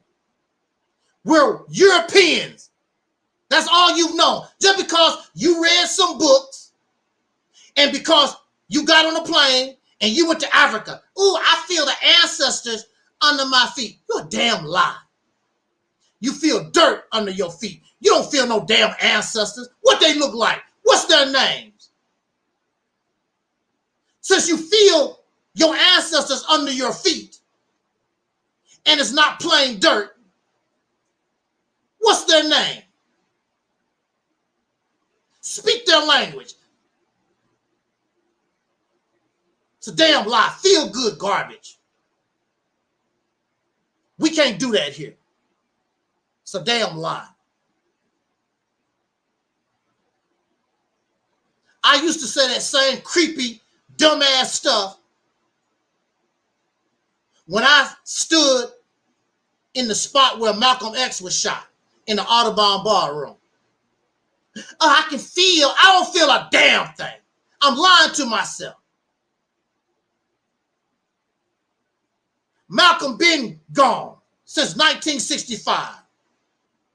I did not stand in the Audubon ballroom where he was murdered until 1981. What the hell am I going to feel? There's nothing to feel. They done cleaned and dusted that place, took his body out years ago. I ain't feel a damn thing. I wasn't honest with myself. I ain't feel a damn thing. I can understand. I can imagine his emotion. Imagine what happened February 21st, 1965. I can imagine. I can believe what happened. But I cannot feel a damn thing. It's over. Who knows how many people, not only Malcolm, how many people and animals have died in that spot where Malcolm was shot? Who knows how many people have lived and died and animals have died on this land where we talking with right now? We don't know. You don't feel nothing. You don't feel nothing. They just stop all that old spooky, dumbass stuff. You don't feel nothing.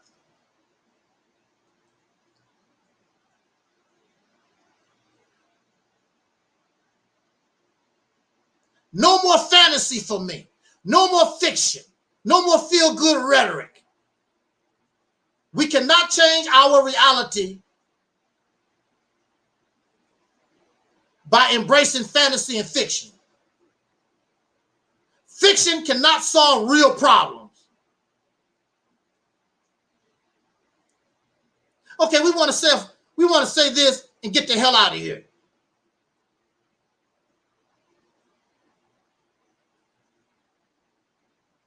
And when we first started our talk,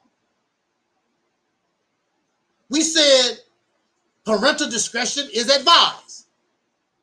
And here we go. Parental discretion is advised. Here we go. Now we don't control the school system.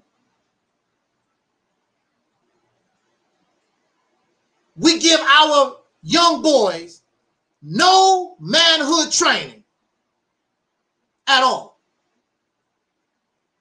It's at the luck of the draw.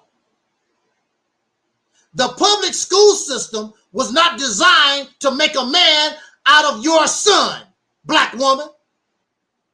The public school system was not created to make a woman out of our girls.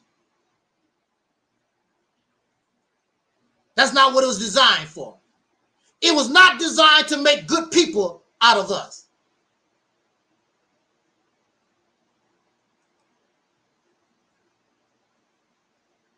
So they give, in the public school system, they give our young boys no racial pride. And under the government, the way it is, they can't do that. They can't teach racial pride. They can't teach you to be proud of your people, because that means they have to teach the little white children, you got to be proud to be white. The little African children, be proud to be African, and so forth and so forth. So the federal government, the public school state system, you cannot expect the public school system to do that. So the school can't do it, and the poor young boy don't have a full functioning father, because he don't know what it means to be a man either. He's just out here drifting. Well, the Bible said a man's supposed to do that. Well, Uncle Charlie, a white man, that's what he do with his wife. We don't know. We just drifting. We have nothing for African Americans, soul brothers and sisters. We have nothing for manhood. First of all, we're not a people. If we were a people, there would be no confusion for our boys at a young age, and this would not be a problem. But it is a problem because we have no control of our children. But if you was a full functioning man, you would be control of your children. But since somebody else control your children, this is the result. And I have nothing against this poor young man. He's a victim, and he's a consequence of a people who do not have leadership, who do not have full functioning men. It's not his fault. So we teach our young boys no, we give them no warrior spirit. We're not example. What war have you won? So we're not warriors. We're not an example of a warrior spirit. Our children is in the public, our young boys is in the public school system where they learn how to be successful, how to chase the white man's dollar. That's what you learn. How to go through school, graduate, and get a job from the white man. That's what they learn. Our children do not learn how to look up to their father or to their mothers. Our children in the public school system and in this society, they know if they want something, they got to go to the white man. They got to go to the oppressor. we can't give them nothing. That's why he is who he is. And they guide him, they guide his nature to this. He had no father, he had no mother.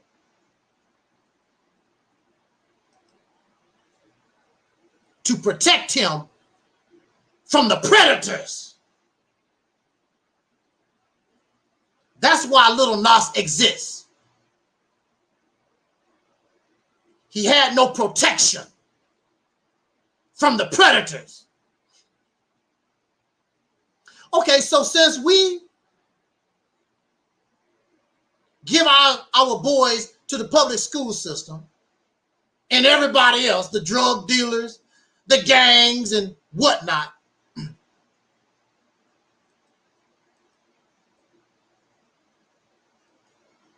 what do some of these men, what do they teach our boys? Y'all gonna get angry. You're gonna get angry now. We're getting ready. I mean, some of these people have probably gone because I step on their toes. I don't know if deacons, Mello, can y'all handle what I'm getting ready to say? Here we go. Well, maybe these brothers, they strong. They gonna hang. But I know a lot of these other losers, Mello said, bring it. Woo! Let me get a drink. Not no alcohol either.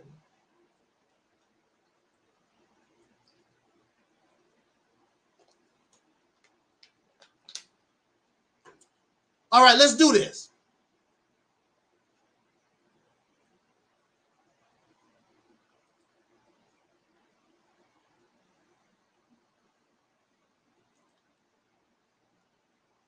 Okay, so what do the black man, what do the soul brother, the once called American Negro, what do we teach our boys? Well, we teach them football, right?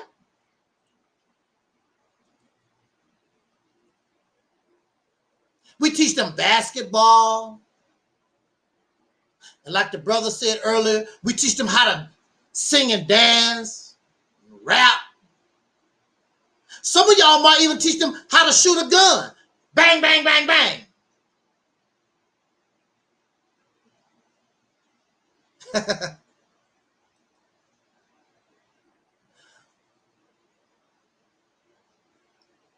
But guess what? You got to, in order to be a man, you got to be able to do something now.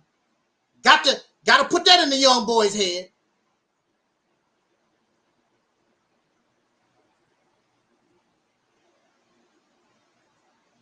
What do? What's one of the number one thing we got to show? We got to put that in that young boy's head and push it.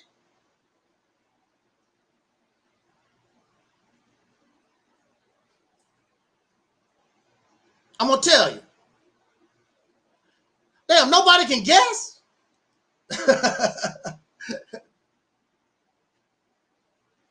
No, I didn't have a father in my house most of the time. I didn't have a man figure in my house most of the time. It was me and my sisters and my mother. And I had my uncles. They come around now and then. I had my grandfather, blah, blah, blah. I had a few men around me. Now, look. None of these men tried to teach me how to box, how to defend myself. None of them tried to show me how to shoot a gun or how to fix a car or fix my bike or how to carve wood or plumbing or none of these men did that for me. the men around me, what was it that they wanted to teach me and tell me? These men. Twin said, get to it. What you talking about? Oh, I mean, it's easy.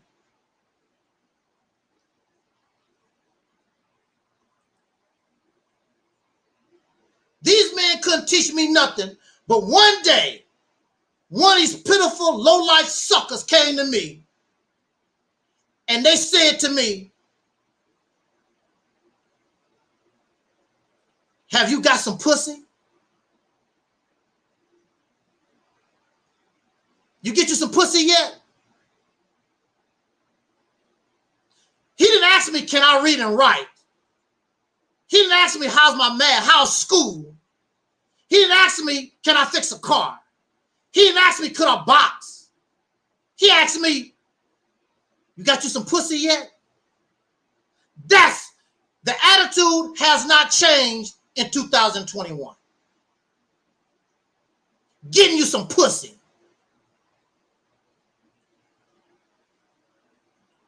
And it's so pathetic and so pitiful for us as a people. You even have women like Karen S., Sister Noble, whoever. You got women talking about pussy, trying to shame men, oh, you ain't getting no pussy. It's all about some pussy. It's a lot of you sisters' fault that your man has become a pussy and he's not a man because you got him chasing your damn backside instead of being a general, being a soldier, learning, growing, evolving to become a full functioning man. He's busy trying to get him some pussy.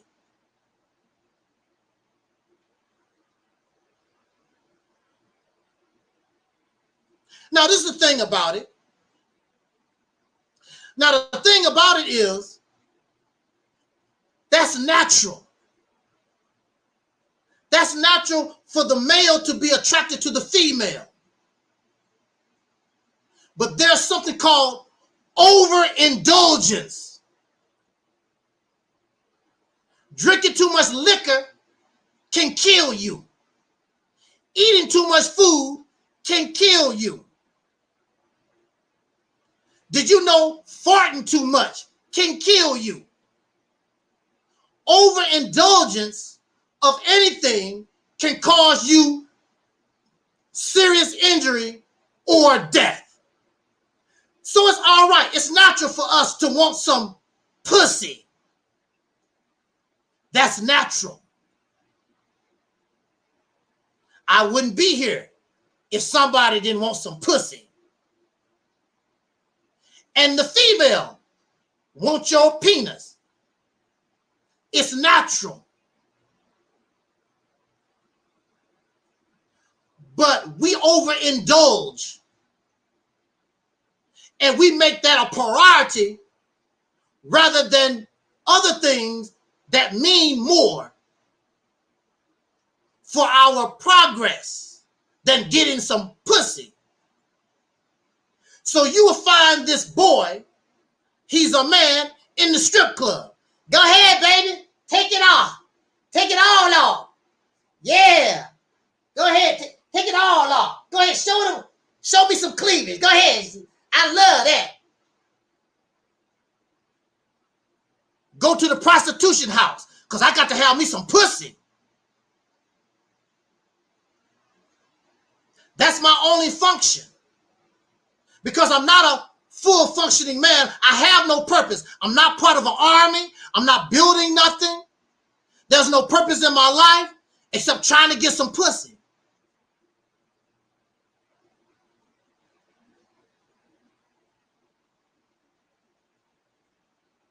Now, the thing about getting some pussy, that's called lusting. And lusting is emotion. And when we allow our thinking to become emotional, it causes improper thinking. So we don't make right choices.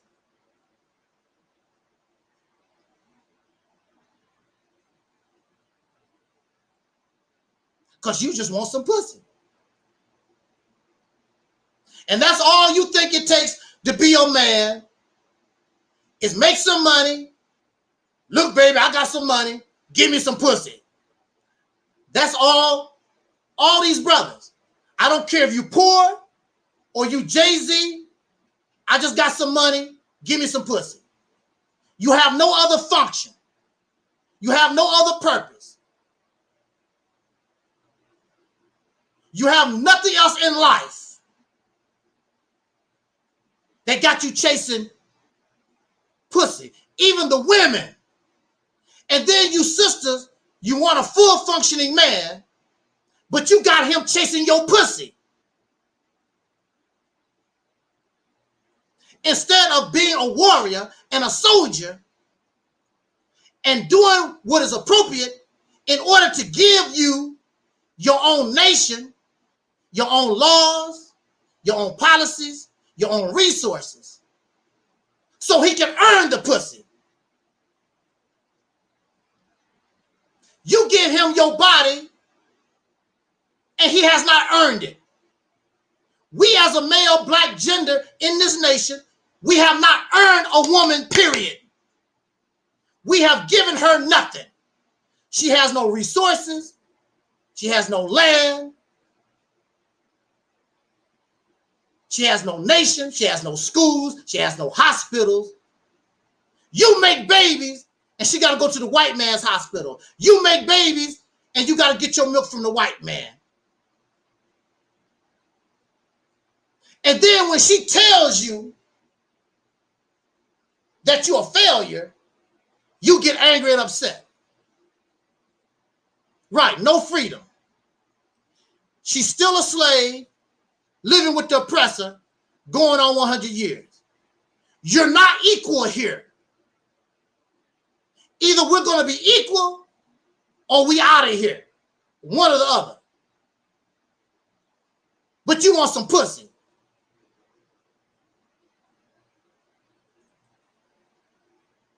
So when they lock you up and you can't get no pussy, you so pathetic. You are so pathetic and weak. You look at the anus of another man. Woo!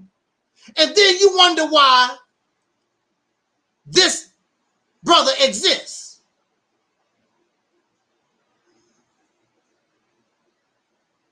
And you don't even have to go to jail. You would turn in that direction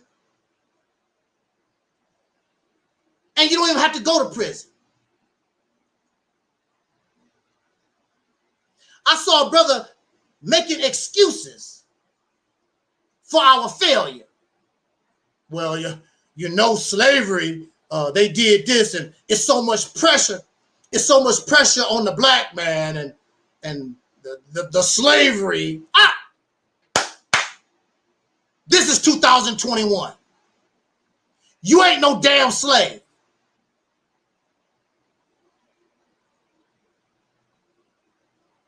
Stop with the slavery garbage. You a bitch ass Negro. You a punk, you punkified. You want the credit and you want the honor of being a full functioning man, but you just want to sit on your ass and do nothing. If you are a man in the house with your wife, especially if you have children, and she get on your case, talk about nagging. A lot of times, these sisters are not nagging. We got problems here. Your children need shoes. These bills need to get paid. Why you on my case? You know the white man. We sick of that. Pick up some cans. Do some odd jobs. Cut some grass. Shovel some snow. That's what my grandparents did. That's what my grandpa and granduncles did. They had 9 children to feed. They cut grass. They picked cotton. They slopped the hogs. They had 9 children to take care of. You made those children. They did not ask to be here. And so your wife is working, and you made all these children, and she's like, why I gotta do this all by myself? You want to sit at home and play video games. Well, you got the pussy. There's a price for getting pussy. When you take pussy by force, it's called rape. And you end up in prison. And then you're cute. And the sister give you some pussy. And you make all these out of wedlock babies. Or maybe you marry. And then you don't want nothing to do with the woman.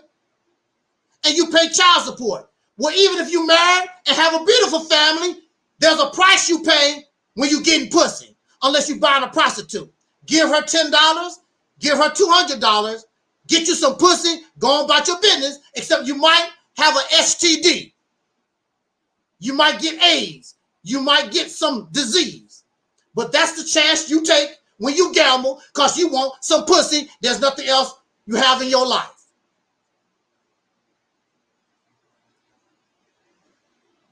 You cannot build a nation. You cannot get into the warrior spirit when the only thing on your mind, gotta get me some pussy. Again, that's natural. But we're going to take a quote from the Holy Quran. The Holy Quran says about the devil, about Shaitan, that he will come at us in the right path, in all ways. Sex is natural. So the devil works on you and takes advantage of your sex drive. And this is where I find ourselves. Look how people get when we start talking about sex. You could be all tired and drowsy. Then somebody said pussy. What did he say? He said something about some pussy. Said something about some dick. Said something about some sucking somebody. That's all we are.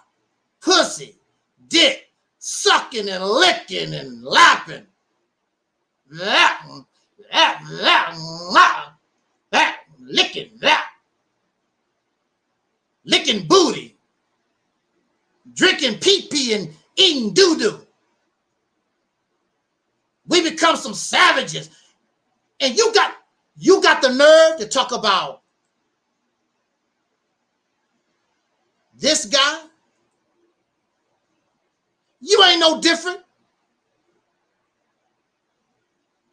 You have the same mindset.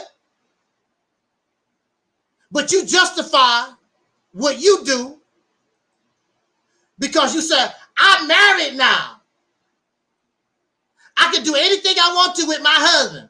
I can do anything I want with my wife. I'm married now. And you licking, sucking, and doing the same stuff that this guy is doing. What makes you any different? All of you have become unnatural savages as Shaitan has come in the natural path of life and taking you on the wrong path.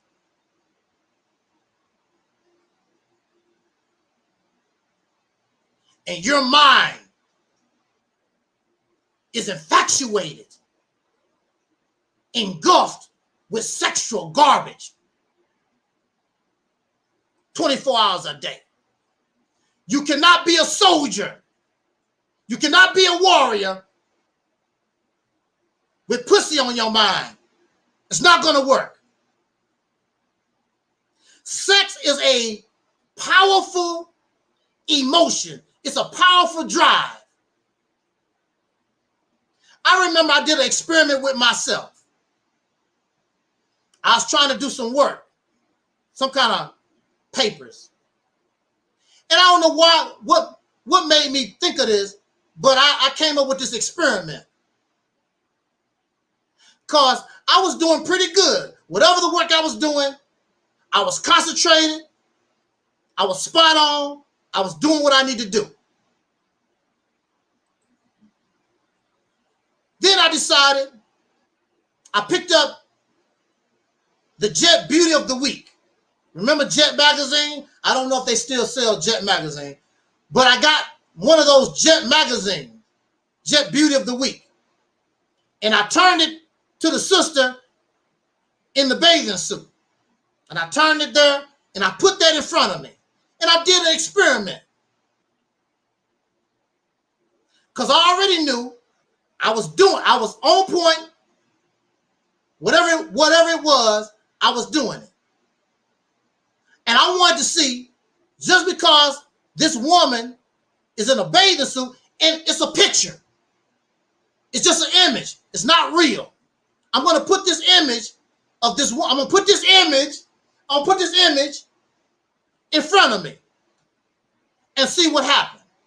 I'm going to see if I can stay focused on whatever I'm doing.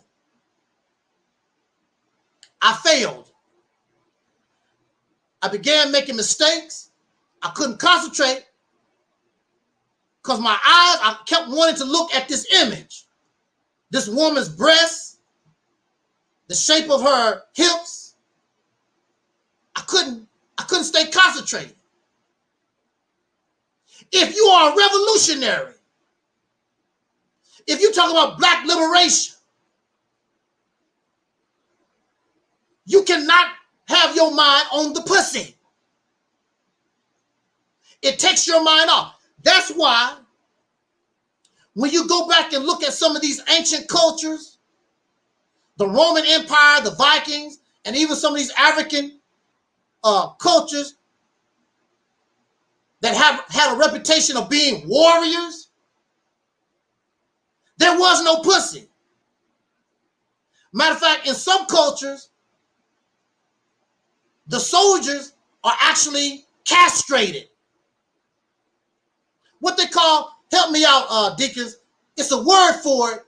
When you castrate somebody, you become, I forgot what the word is.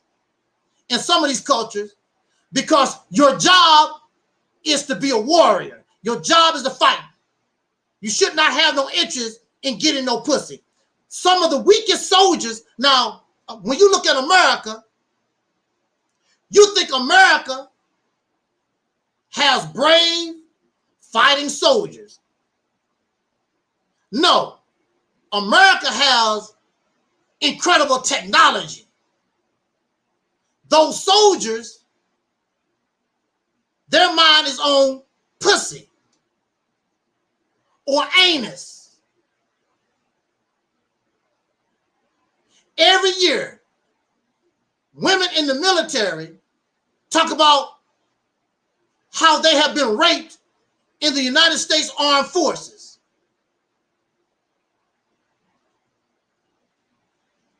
Because those soldiers are not soldiers.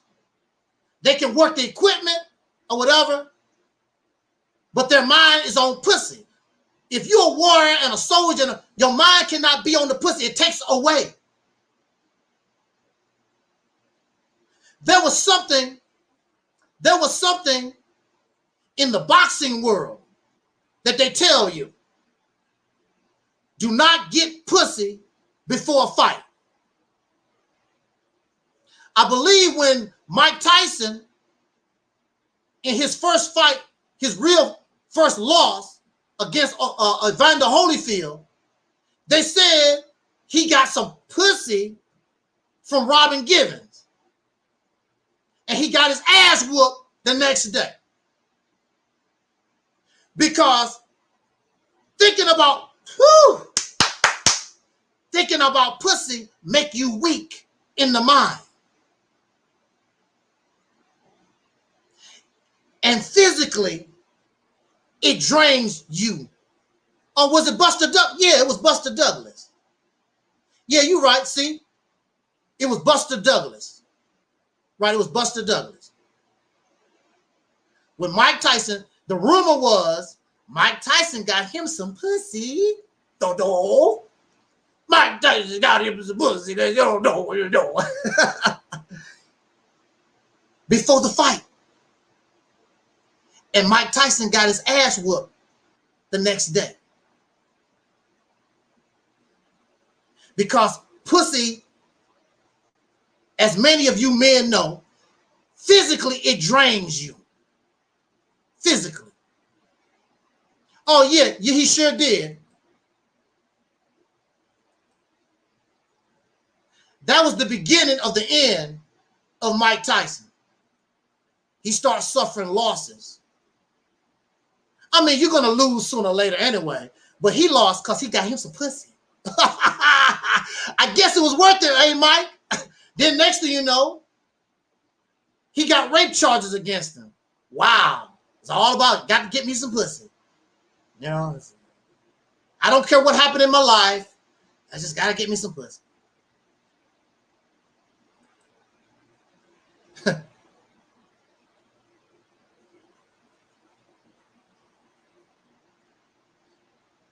So we don't,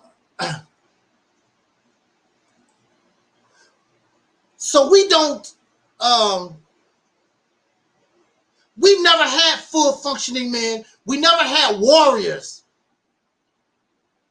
We never had warriors, brothers and sisters. Yes, we did. Yes, we did.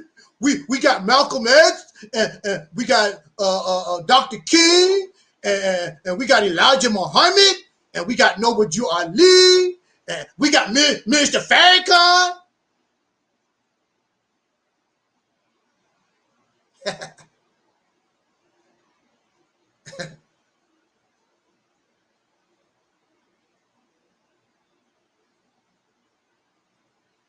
I appreciate what all our brothers have done in the civil rights movement, the Black Power struggle,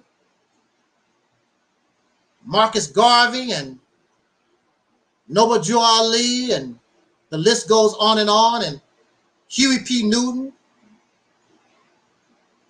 and the list can go on and on. But we've never had soldiers. We've never had a group of warriors that don't give a damn about getting some pussy. Now here you are, you live in an oppressive society, a hostile environment, but Malcolm X found time to get him some pussy. Got 5 daughters. Dr. King, you getting your ass whooped, dogs biting you, going to jail. But Dr. King found some time, get him some pussy.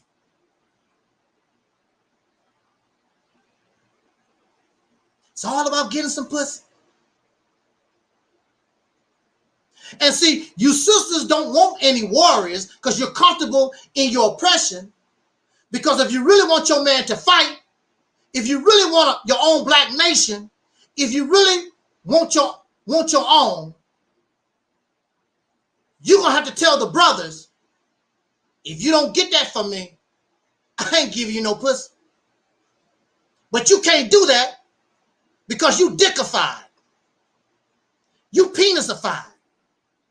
As much as he want some pussy, you want some ding dong. You want some slanger dang. And so you got a group of people who ain't nothing but sexual degenerates, a bunch of ass freaks.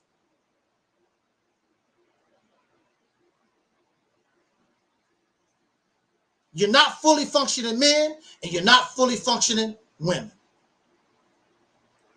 Just a bunch of sex crazy, comfortable slaves roaming the countryside until the master says, sit your happy ass down. And you sit down.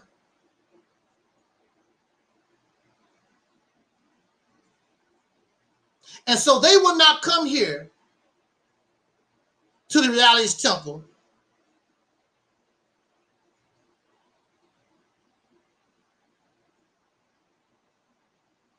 Didn't we just, let me put this on the screen. You not a man, little dude. Absolutely. Didn't I just say our gender? And you come back with some crap, I'm going to block you.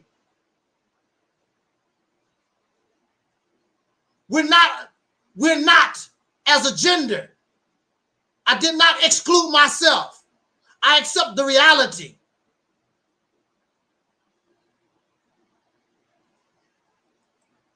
You go somewhere where they can kiss your little knee and pat you on the head like you're a dog and tell you you're a man and you're not, because you got a damn job, because you got a degree on the wall, because you got you some pussy. You getting all the pussy that a man would want, but you have no resources. You have no land. You have no resources. No hospitals. No grocery stores. No power plants. But you get a lot of pussy though. You have no true freedom. You have no true liberation. But you got a big dick. You got that. And when it's all said and done, you don't even control that. These people control the sex laws in this country. Ask the women. These men tell these women what they can and cannot do with their bodies.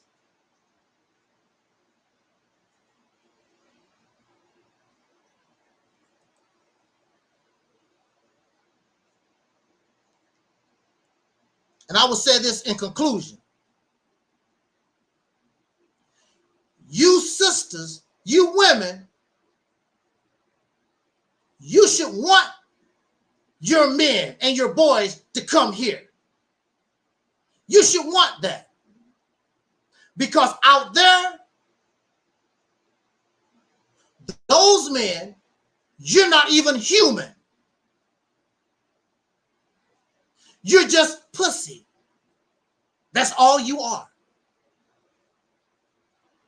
You're just something to lay down with and get a nut. That's all.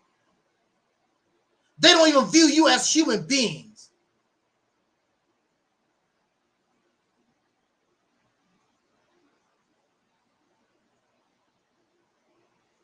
Why would you want your men and your son and your boys to continue to be like them? And you give your pussy to them for little or nothing, and what do they give you back? You have nothing. This beautiful sister, Terry, I could tell she wants to speak to her blackness. She wants to speak to that, but she can't, because we don't control the entertainment industry. She knows if she speak about melanin, if she speak about her blackness the way she really want to, she's done. Because she make her living by singing. And we don't support them like that. We don't offer venues to support them. So they go all around the world, and the majority of their audience is white. They just went on a European tour, not an African tour, a European tour. And the reason why they have to do that, they have no men to protect them.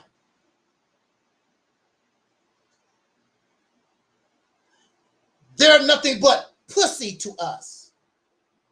They're not human beings. Our children are nothing but tools to make us feel like men. Yeah, I'm the man of this house. I'm the breadwinner. Go over there, bring me that, Johnny. Hakeem, bring me my newspaper. You want to feel a man. You want to feel like a man in your house. Because outside of your house, you know you ain't shit. This is what all of us are out. This is what all of us are outside of our house. There's different levels of it. This is the extreme, but this is what we are outside our house.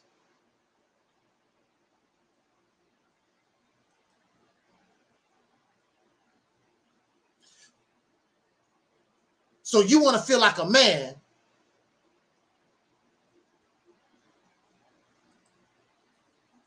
So you want to feel like a man in your house. Because you know in the real world, you're not.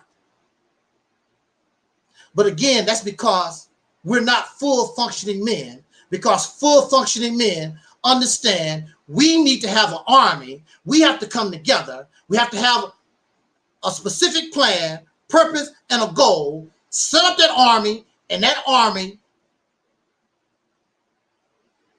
it's time for that army to be put into action and take over territory. Give her some land. Give her some resources. All this damn, I got the information and scholarship. That's old and dead.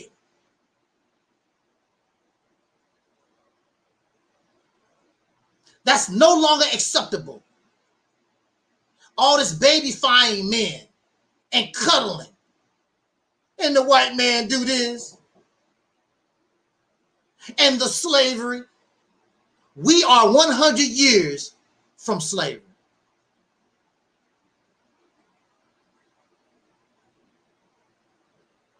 These excuses are no longer acceptable. We have to become full functioning men. And the reason why I exist, the reason why Brother Talib exists, and the reason why Brother Omar exists, and a whole lot of other brothers exist,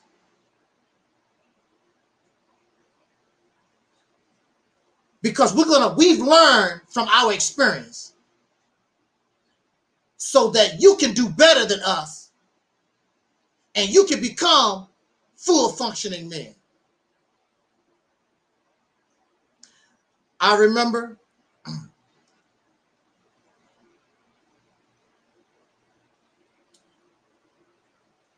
no man taught me. When I was a young boy, like many of you, when there was a threat, I ran to my mama. Father wasn't around, so I had to run to my mama. Mama, mama. I ran to mama. But as I grew older, there was no men around me. There was no men to teach me nothing. As I grew older, something told me I need to protect my mama, because actually I'm getting so big, I'm stronger than my mother. I'm bigger than my mother. And so in time, we changed roles, because now your son is no longer a boy. Your son is a man. I knew naturally that it's my role to protect my woman, my female.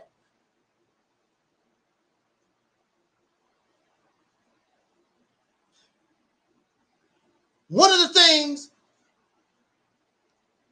my girlfriend, one of my first girlfriends liked about me was when we used to go out, I always put myself in a position, if there was any threat, I'm going to be the first to get it. Even if I die, give you a chance to run. No matter where we went, I was always security minded, always looking around. That's your job. Protection. I was joking around with my nieces, the little nieces that you saw on my medical fundraiser video. I was playing with them one day, and we was just joking around, and one of my nieces said, we don't have to worry about that because Uncle Taalik, you protect us, right? And then I was just joking around. I said, no, I'm going to run and hide behind you. Woo, I'm going to say that we're going to get out of here.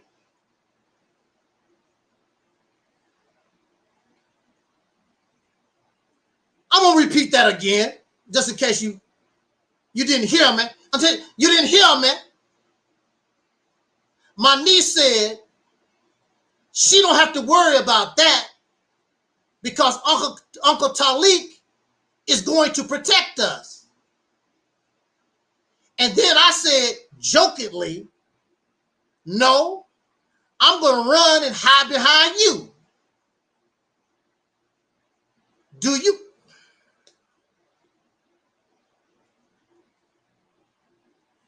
you know how much that hurt her feelings when I said that? Do you know how much that made her upset? She was almost ready to cry because she was confident that her uncle, the man, I'm going to protect her. She was confident. She knew. But then I told her I'm going to run and hide behind her. And I told her, I'm just joking. She didn't like that.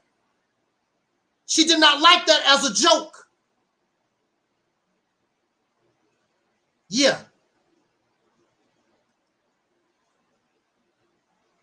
She did not even like that as a joke.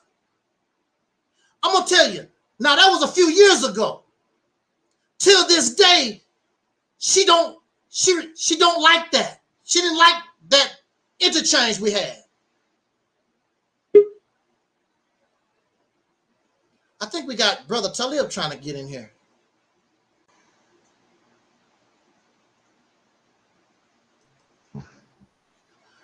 There you go, Taalik. Can you hear us? Brother Taalik, can you hear us?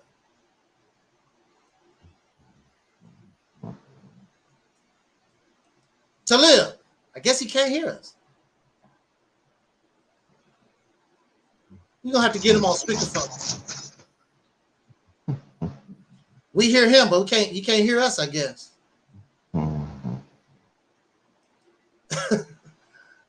Taalik, can you hear us? I'm gonna have to call him because I can't hear him.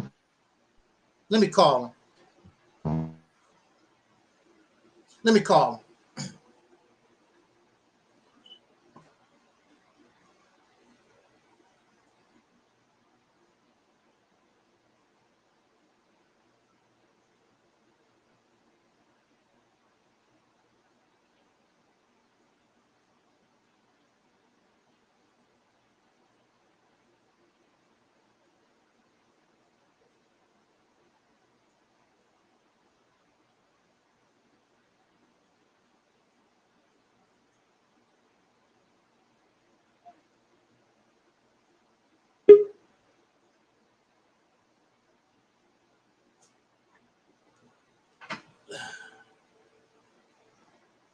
You know what I'm saying?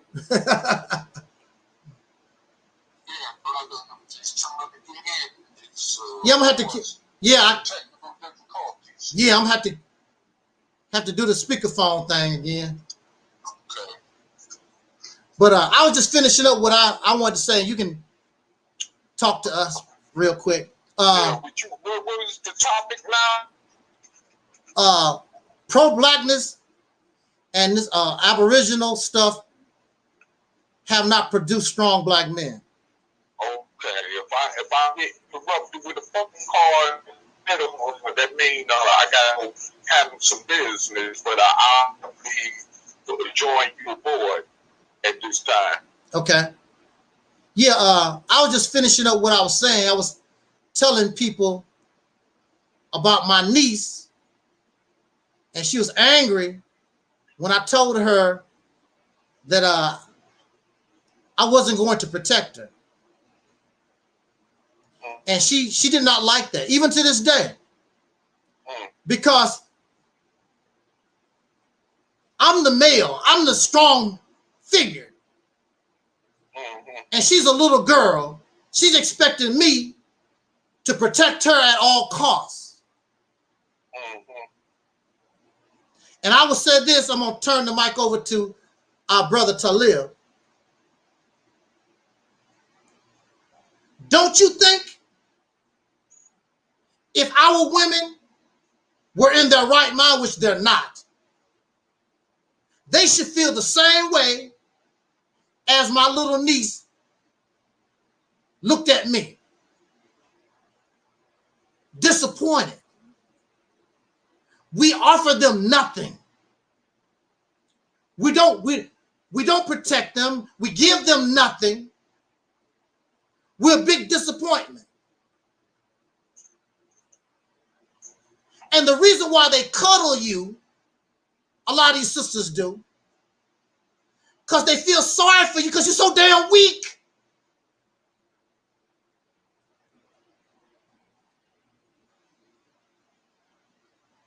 And they feel sorry for you.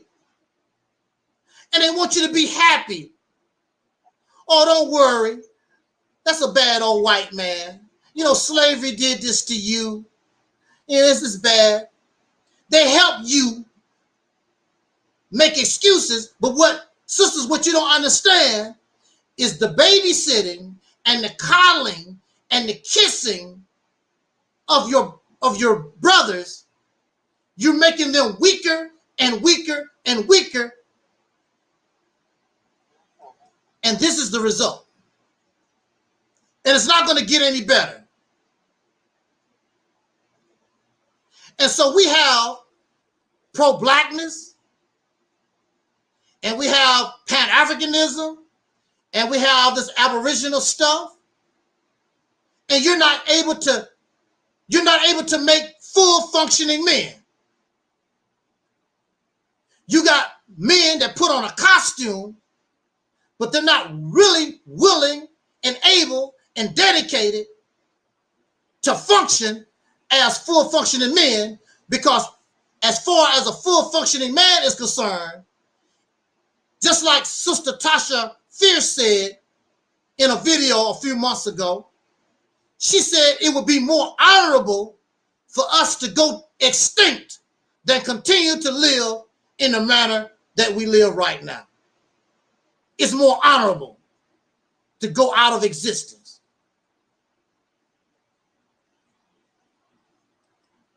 We're living as Pharaoh slaves. We're not full functioning men. I can accept that.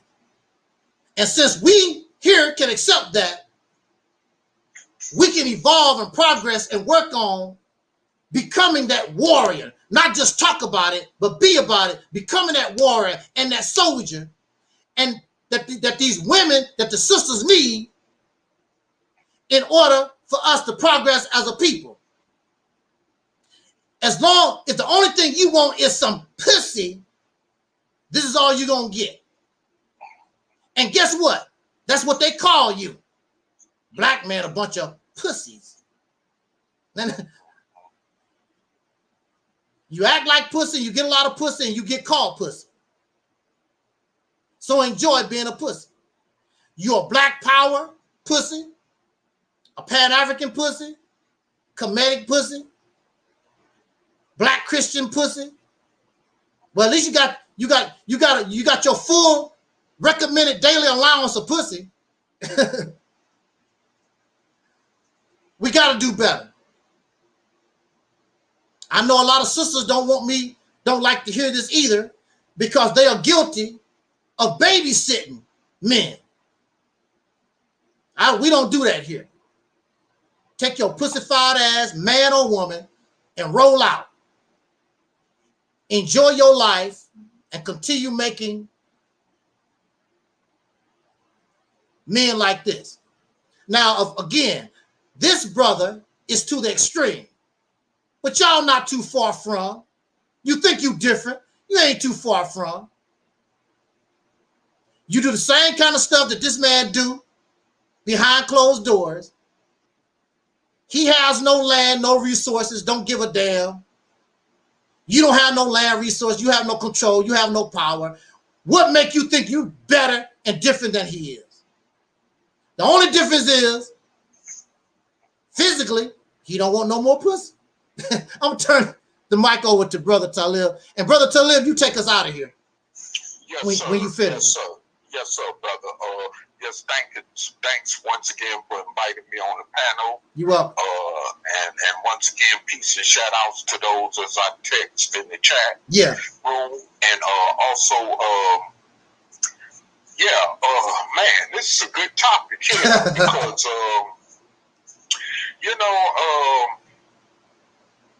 I just want to say something first before I move on forward regarding this topic here.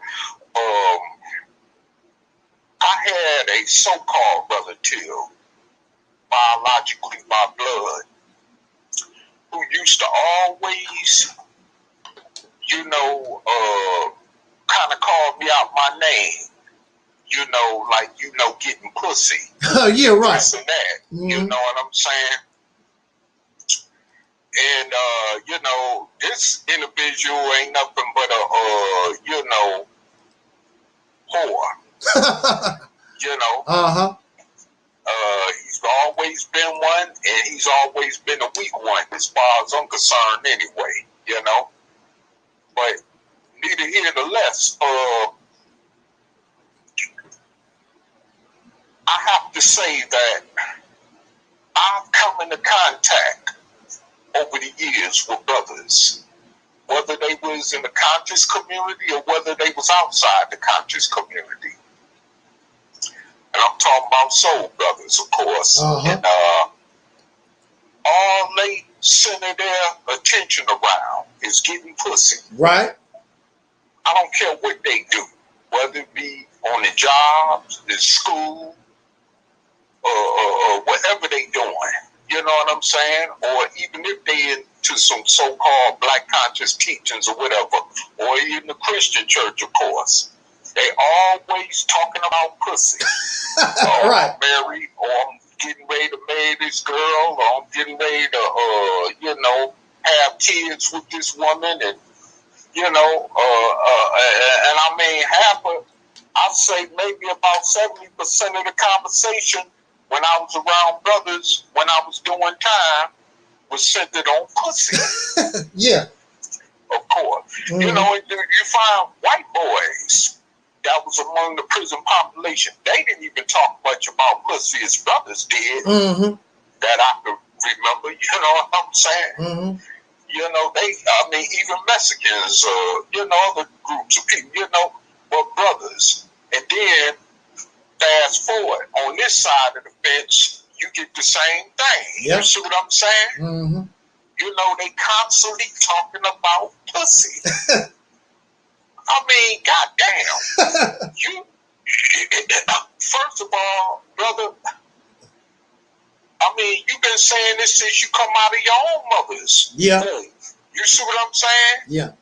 And no disrespect to the mamas, because I had one. Yes. But I'm just saying, come on. Bruh, it's more to life than just that. But, see, this is the thing.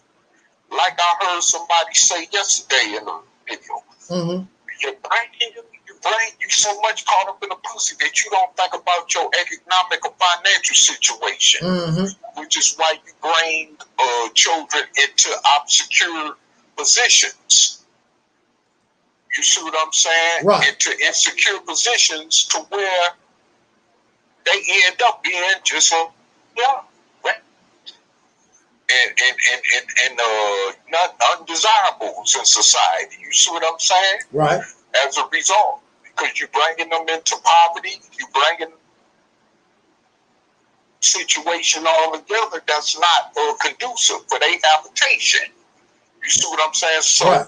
Now you got another generation of people that you done brought in the world that all they think about is pussy. Pussy, pussy. You hear it all in the music. Right. You know what I'm saying? Come on. You know, so I mean, this is my thing. If you don't have no other, because I mean, I'm gonna tell you something. Pussy is just like a drug. Yeah. Whether you want to realize it or not, it's addictive. It's addictive, and there's a lot of brothers so caught up in it. It's where they'll do anything, even to the point of putting their own life and freedom in jeopardy. Right. Boy, you know what I'm saying? And then when you end up in prison over some woman, over a no good woman at that, especially, that you know what I'm saying? You call yourself trying to protect or defend, especially over some BS. Now she gone with the next nigga. Yep. Yep. You see what I'm saying? While you sitting up in the penitentiary, probably riding on the L. You see what I'm saying? Right. So I mean, it's like, what part of this do you not understand? You know, and then you want to talk about the homos. Okay, you know what? Let me say this, and this is, and I'm not saying this because I'm defending LGBT or homosexuality. All I'm saying is this: is that one thing about them, you understand, and this is the truth of the matter, y'all, is that one thing about them is that they don't have to worry about dealing with the irresponsibility of having kids by a female, okay? And that's why a lot of them end up moving on individually as success stories in life than your average heterosexual among the soul community. You know, because their priorities are more professional. Although they like people of their same sex now, okay, that's a whole nother situation altogether. But I'm just saying, they don't spend time like your average heterosexual or those who say that they're heterosexual. No more, no less. You see what I'm saying? And they spend more time with their professions in life, trying to make something out of themselves, or trying to do something worthwhile with their life, instead of chasing after pussy, fighting over pussy, killing over pussy. See what I'm saying? Right. Oh, you looked at my female, or you looked at my wife, man. Man, nigga, what's wrong with you, man? You talking to my wife, but you ain't saying nothing to me. That's disrespectful, man. Now I got to bust you in your head, nigga. Now I got to put a cap in you. You see what I'm saying? That type of mentality. So my thing is this.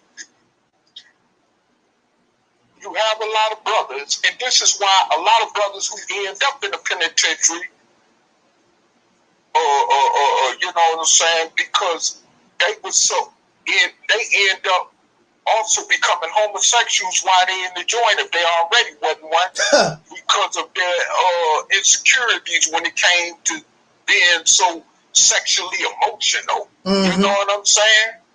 So now I ain't got no pussy. So now I got to get, you know what I'm saying, get some stick pussy. You know, that type of mentality. You see what I'm saying? So this is my thing with that, is that this is the reason why you got to pick your associates and who you deal with out there. You see what I'm saying? If you're riding in the middle of traffic, you get caught up with some nigga in the road rage who talking to a female and she with another man in a car that she in. You see what I'm saying? And the male pull out a pistol and be like, man, why you speaking to my woman, and blow his head off? He blow his head off after they done got into some words. You see what I'm saying? Or in a club or something, like I said, or at a movie out somewhere, you know? Or you walk past and you know, and see, this is the situation. You know, you got brothers who always want to see their women look so sexy and so attractive, but when they put them women in that situation out there in public, and then they want to get mad at another brother because he sweating this woman. You see what I'm saying? Yeah. Well, you shouldn't be telling your woman to dress like that. You see what I'm saying? So you won't have to be in no position to where you have to go to the penitentiary over some BS. Because brothers ain't, you know, most of the average soul brothers ain't thinking with rationality. Right. When it comes to that kind of stuff, no way.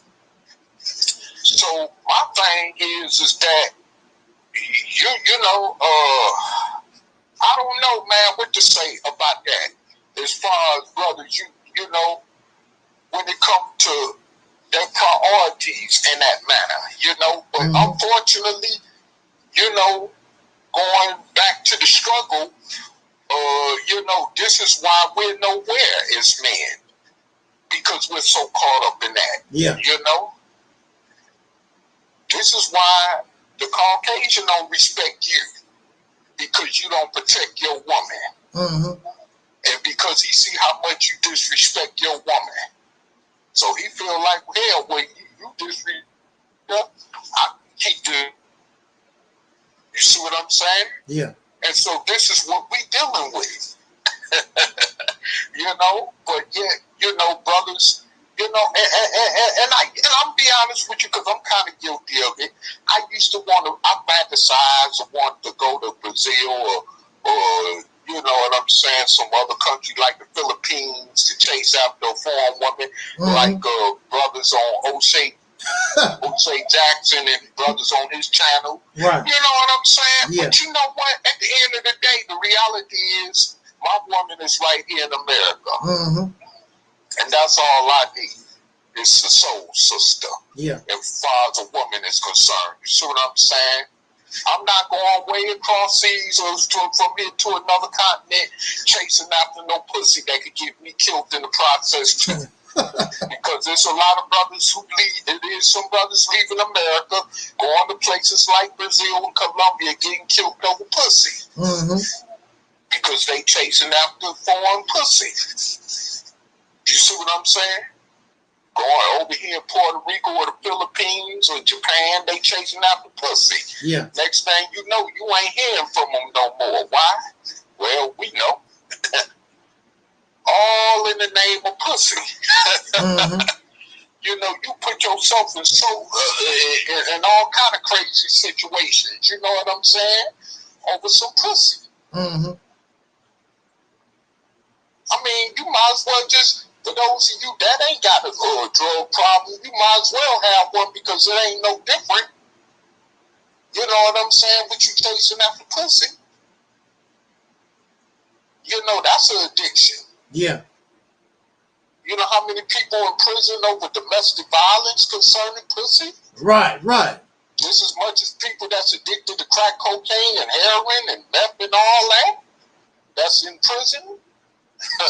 All the stuff related to that. You see what I'm saying? So, I mean, my thing is, you got to understand that pussy ain't where it's at. And no disrespect to the sisters.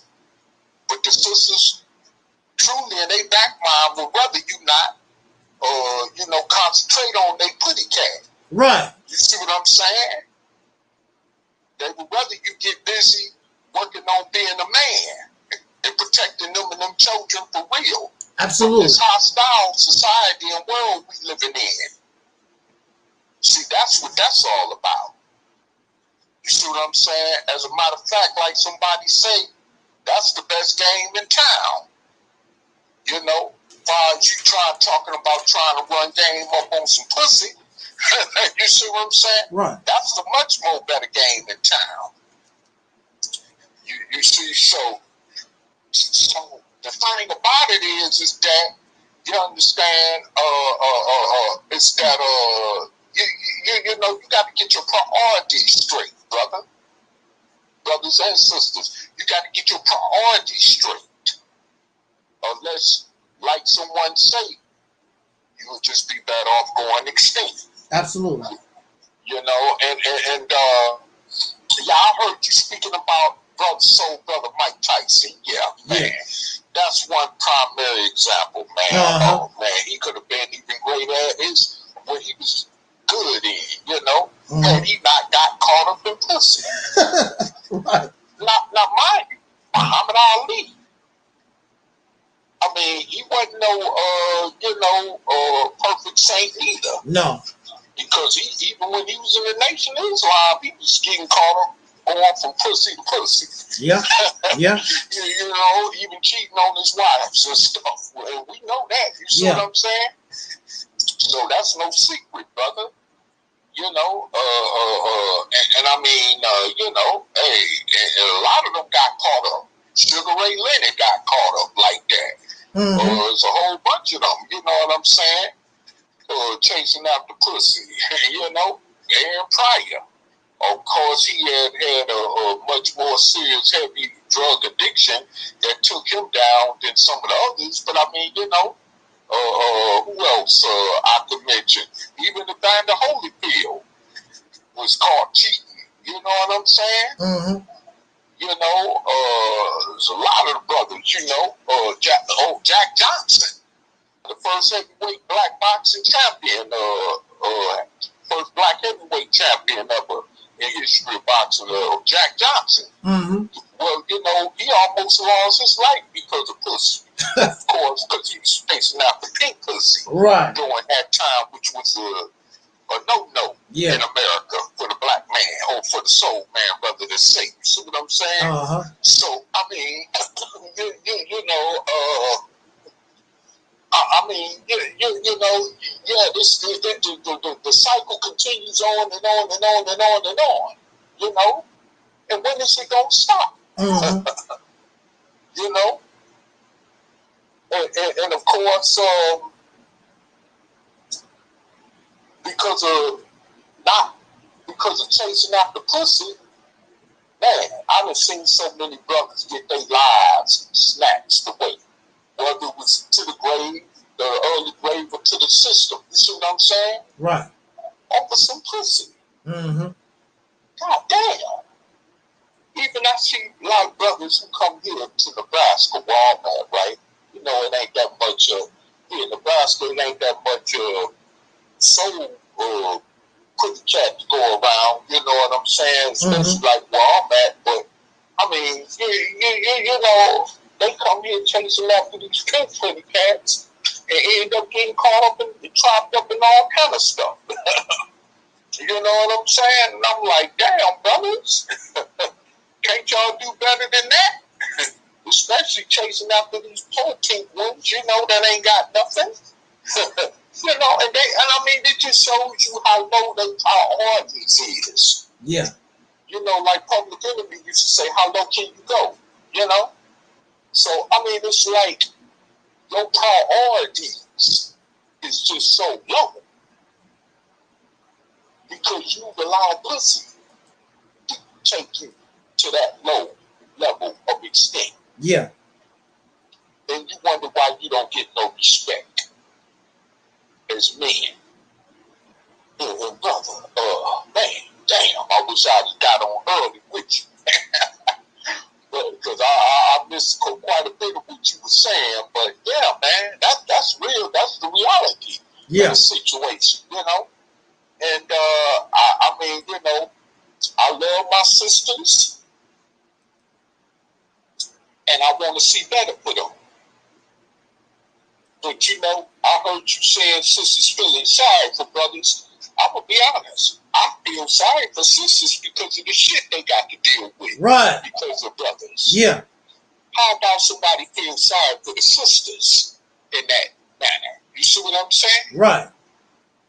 You deserve I feel better. sorry for the sisters, even though some could be wretched as hell. Yeah. And do the stuff they doing. But I feel sorry for the sisters. I feel sorry for what my mother had to go through. Yeah. Man, I feel sorry what my grandmother had to go through with man. You see what I'm saying? And the grandmothers and grandmothers before them, of course, you know. And it's just crazy. I mean, damn, they carried us through slavery, right? Mm-hmm. If it wasn't for them, more of us would have got destroyed during slavery because of the soul system. It's why so many of us are still here. Right. Whether you want to realize it or not. And this is how we repay them back. So, I mean, you know, at that end, you know, on that note, I just feel like, man, you know, we need to really get our priorities together as brothers. Yeah. And stop being punks and sissies. Yeah. You know what I'm saying? And I'm going to say this here, man. You know, when you talk about brothers that are homosexuals or bisexuals or whatever, let me tell you something to those heterosexual brothers as well. You're no better than them. Right. And the reason you're no better than them, because you don't have no land, no power, Mm-hmm. you don't got no laws that people got to follow and got to respect and follow, even slave master or the racists that got to respect them laws and follow them. You don't have no base set up where we can actually be respected and called a people finally for once and for all. So you're no different from our soul brothers in the LGBT community. You're no different. Matter of fact, you look upon more as a sissy than they are. Huh. And I know that might touch a nerve button with some brothers that's listening, but hey, that's the truth. That's the truth. How in the hell you gonna look at them, look down on them, and you in the same chained up position as them? You see what I'm saying? Mm-hmm. I mean, you know, they deserve freedom, justice, and equality too. Absolutely. You see what I'm saying? So I mean, you know, how you gonna look down on them like that? You ain't in no better position than them. You see what I'm saying? So I mean, you need to just check yourself as far as your priorities go, because I mean, you got it really twisted, and that's the reason why I be straight. You know, that's why I don't deal with so many brothers. You know what I'm saying? Whether it's on social media or whether it's, you know, out there in real life, you know, as far as on the streets. You know, I don't have too much time for that because brothers are so full of it. Yeah. They so full of it. You know, you know, you caught up in all this other stuff. Brothers pussy, you know, and you got your priorities mixed up. You know, if it ain't pussy, it's about getting some dope. Yeah. It's about getting some liquor, something to drink, alcohol to drink down your system, so you can act a fool off of that. You know, or it's always something, some type of device that's not natural for the right rational mind to, you know what I'm saying, build on. You see what I'm saying? So now, you know, you don't have no children and grandchildren don't respect us. Well, I mean, you know, I know somebody, I'm not going to put them out there bars their relations to me. But I'm going to say this, though. It's no wonder why they child don't respect them. Because anytime you sit up and smoke reefer with your child, and drugs is drugs, I don't care which way you put it. Marijuana, cocaine, it's all from the earth, okay? Heroin is all from the earth. Drugs is drugs, okay? Right. So, you know, when they say, well, that's from the earth, miss me with all that spiritual stuff. You know, it's all from the earth. How about that, right? Yeah. But anyway, you know, when you sit up and let your own child smoke drugs with you, or you smoke drugs with your own child, what? Or even sit up and drink alcohol with your own child. What make you think, you understand, that any positivity is going to come out of that? What make you think in your right mind that anything good is going to come out of that? Nothing but bad could come out of that. First, the level of respect is lost. That all goes out the window. And there's a lot of parents that do drugs with their children. Aaliyah Muhammad. Realize that or not, huh? I said Aaliyah Muhammad. Yeah, right, exactly. Sure do. Prime example, yeah, prime example, right. You know what I'm saying? Yeah. So, I mean, this is what you get. And fathers as well. Right. When you you know, trying to, you know, do drugs with your son, or allow your sons in on illegal things or unnatural things that you do among your adult peers. You see what I'm saying? Right. They gonna grow up not respecting you. Okay? So, I mean, you know what I'm saying? This is what you get. And then you wonder, like I say, why your children and grandchildren don't respect you. This is the result of that. You know what I'm saying? And they will never, ever respect you behind that. You know? It'll be too late for you to try to convince them to be right by you. Because you wasn't right by them when they were younger. So like they say, you can't teach a dog new tricks at that point. You see what I'm saying? So, I mean, you know, you got to wake up and understand and realize these things. And this is why brothers got to understand, going back to what we talking about on this topic here, is that getting pussy ain't it. Matter of fact, it could kill you quicker than dope itself will. And you know, like that's all you got to do is go around here to these penitentiaries throughout America, and you go in there and visit a lot of them brothers on the yard, and they'll tell you, a great percentage of them will tell you that's what they're in prison for, over pussy. If they ain't dead to the point where they can't talk about it, you see what I'm saying? So, I mean, you know, I mean, this is just the reality of the whole scenario. And I know a lot of brothers feel like, well, they try to justify, well, man, you know, God, you know, when they put the religious thing in, well, we was put on this earth to multiply. Wait a minute, it's a science in sex too. Yeah. Just like it's a science in growing crops in the earth, right? When you want to talk about marijuana, cocaine, and all that, it's a science in everything concerning this our existence here on earth, as far as humanity goes. So, to simply say that we was just put on earth multiply, you know what I'm saying? That's not necessarily true, because it's a science to that. And what you mean multiply? This is why the planet is so out of sync now, because you got too many people on it. Right. This is why crops and all the naturals in the earth is being destroyed and eroded, because there's so many people on the planet Earth.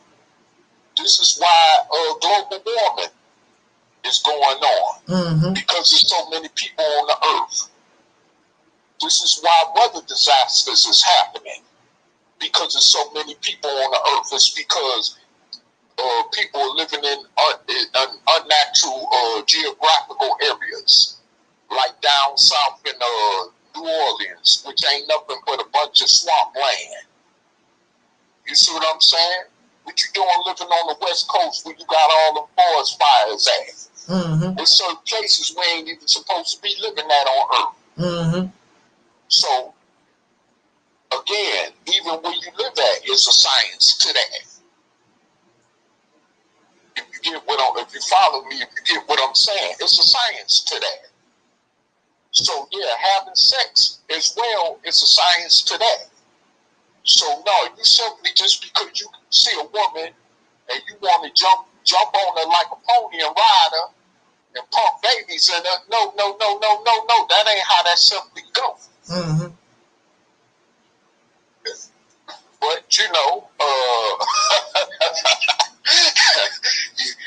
like Genuine say, ride that pony, that's all their mentality is. Yeah. That's all their mentality is. And they not thinking about the fact that when they bring in kids under these circumstances, how it could backfire on them. You see what I'm saying? True. Especially when they brought them in a situation to prepare them to where they could be protected from this hostile society and hostile world that we live in. You see what I'm saying? So, I mean, this is what we're dealing with here. But, this is why I say that, brothers need to understand that if we want to change this world from the way it is now, or the way that the Peckerwood is running it, we got to do something different. Right. We can't do it up under their influence. You see what I'm saying? Or they way of thinking. That's why Africa is the way it is. That's why things the way it is on the continent of Africa. But anyway, brother, I got to go because I got this phone call. So all right. Peace out to you and everybody in the chat room. Cool. Peace. Peace out.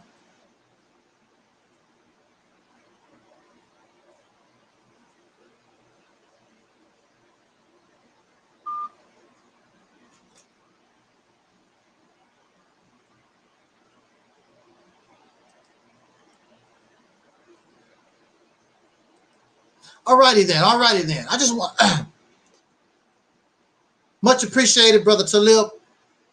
Stopped by, gave us a few minutes of his time, and basically he was saying a lot of the things that we've already talked about earlier. He just confirmed or validated, I guess, to the point, some of the things that we already talked about. I just want to make a few quick points, and we out of here. We are Audi 5000. The first point I want to make is this. Let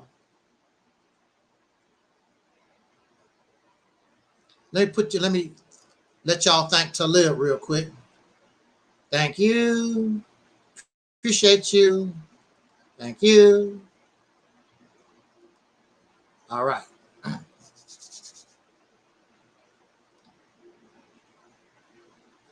I want to talk about real quick this Bible religious thing where it talks about we on the earth and multiply.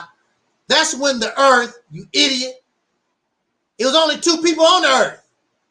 Wasn't it Adam and Eve or whatever? There's only 2, 3, 4, 5 people on the planet. So of course, your God would say, be fruitful and multiply. But he gave you no instructions on, like, damn, it's too many of y'all suckers here. What is close to 5 billion now. And you have no predators. Disease is not killing you off.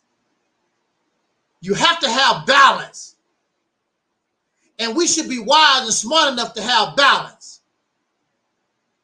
But clearly there is no balance. And one of the reasons why there is no balance is because you have a group of people that want to make slaves out of us.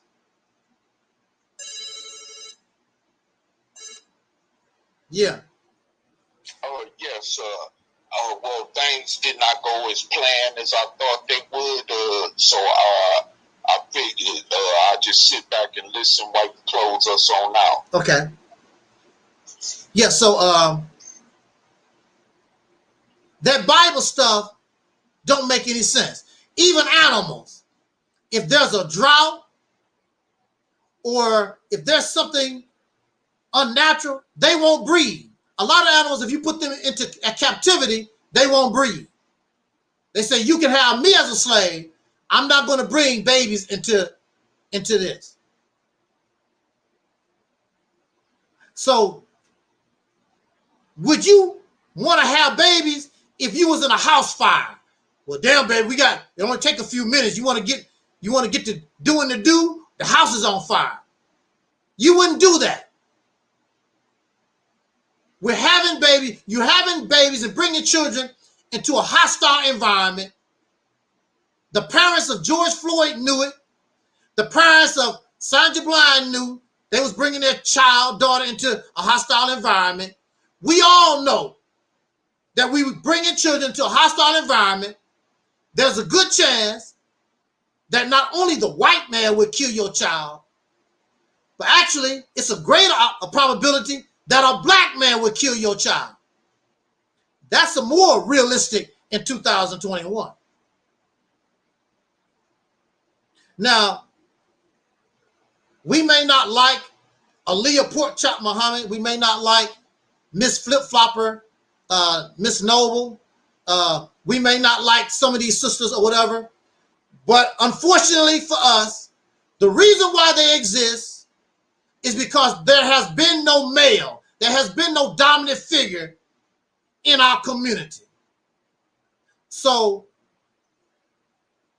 our lack of being full functioning men produced Sister Noble, Aaliyah, Piggly Wiggly Pork Chop, and Cynthia G, and all these wacky ass women out here, because we are not full functioning men. And instead of striving, learning how to be a full functioning man, you'd rather be a high value man and just show off with your little funky money and whatever, but you still have no resources. You don't control a damn thing. You just a Victoria's Secret Negro model with some money. That's all you are. Kevin Samuels might be a high value man, but he's not fully functioning. Tommy Sotomayor, all these guys, they're not full functioning men.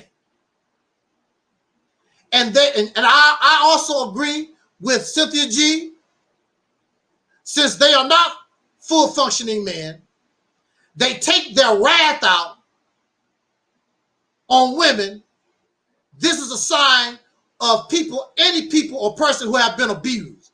We are in a very abusive situation, a very hostile situation. But instead of striking out at the ones who's really causing you your problem, they strike out at the female because they are afraid of the dominant male in charge. This white man, these people who run these politics, they are the dominant. They are the alpha male. Kevin Samuels might be a high value male, but clearly he's a beta male. So I will agree with Cynthia G. My problem with Cynthia G, unfortunately, is she's young and she understands, she knows the problem, but she don't know what to do with it. I suggest you, sister, come over here, talk to us.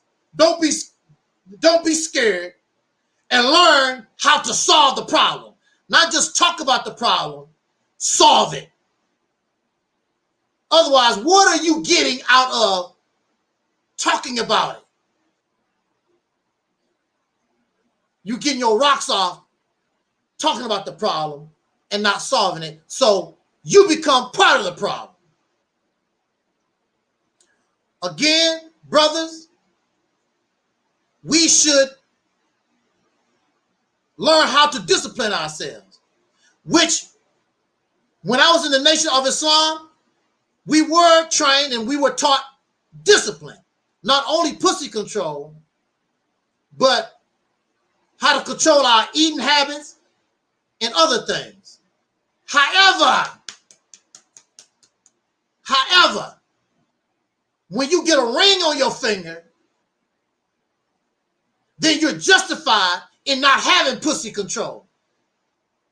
You can screw your wife every night and think about pussy all the man. You know, I want to sell these bean pies, but I need to go home and get me some Islam pussy, some MGT pussy. That's what they caused in Malcolm X. And mind you, if it wasn't for pussy, that problem between Elijah Muhammad and Malcolm X would not have happened, right? It wouldn't have happened. The reason why it happened, because of what? It starts with a P, my friend. Because of pussy. Malcolm X is dead because of pussy. Because Elijah Muhammad had to have him lots of pussy because I'm the messenger of God. And God said, get all the pussy you can. Your dick is really, really special. Now, I wonder how come Elijah Muhammad is the messenger of God and God told him to get all this pussy, but Master Farad Muhammad, who they teach is God, how come he wasn't getting a lot of pussy? And he's God. I don't know. That's a question. Things that make you say, And for the last thing that I want to say is, until we actually become a people and that is understood, I'm not protecting any woman on the street. A brother, we as men are supposed to protect our sisters, our females, but that's when they become part of us. When we all on the same, we here. We're not here. You want to run around here? If you want to run around here and get involved in any woman's business, that's you take that gamble. A prime example is Philip Muhammad. Philip Muhammad broke some windows out of this Chinese Asian place or whatever because the Asians disrespected the sisters, and he went to jail over it. Matter of fact, he did it in broad daylight. He went to jail over it, right? And then the Asians fixed the glass, and they had a half-off weave sale, and all those women who he fought for, all of them formed a whole line around the block to get 50% off weaves and wigs. And Phil Muhammad is probably still on papers till this day. Maybe not. That was a little while ago. He might be off papers. But he had to go through the court system and all that garbage, fighting for women that did not ask you and don't give a damn about Philip Muhammad. So if I'm a black man, I'm fighting for all the black women. You can do that. And I wish you the best of luck. I'm not going to do it until the sisters deserve it and they earn it. I'm not going to go out here because some woman, it's according to what the situation is, I'm not going to do that.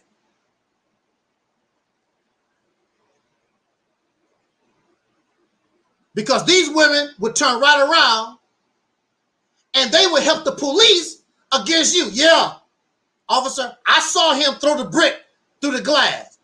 Damn, I was fighting for your virtue. Because the Asian woman was kicking your ass. Yeah, but she gave me 50% off on weaves. That's more important than your happy ass. Nobody asked you to throw a damn brick through the window.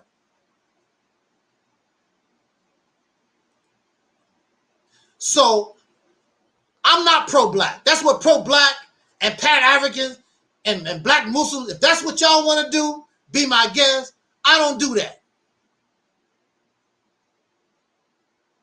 Every woman around here, you end up in prison, and she'll go out and marry a white guy, and your happy ass is in prison fighting for her virtue, fighting for her honor, and she don't deserve it.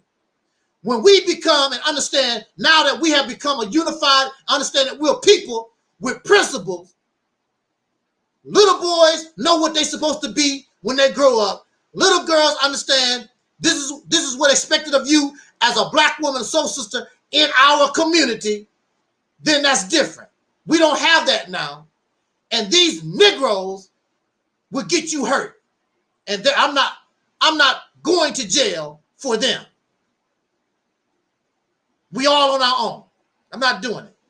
Now, if I personally know you and you are in our group, that's totally different. They're not. I'm not protecting no damn savages. Some drunk sister get in trouble. And you know how ignorant our people are. Our people go to Chinese places and these Asian places, and you know they act a fool. And you will get caught up in that nonsense and make it a racial issue. It wasn't a racial issue. You had some Negroes that went to the Chinese place, that went to the Asian beauty shop, and they act stupid. Matter of fact, one sister got caught outright stealing, and they made a race issue. Oh, they did that. They beat her up because she's black. No, they beat her ass up because she was a thief. I'm not getting caught up in all that dumbass drama. If y'all want to do that, that's your business. I'm glad I'm not pro-black.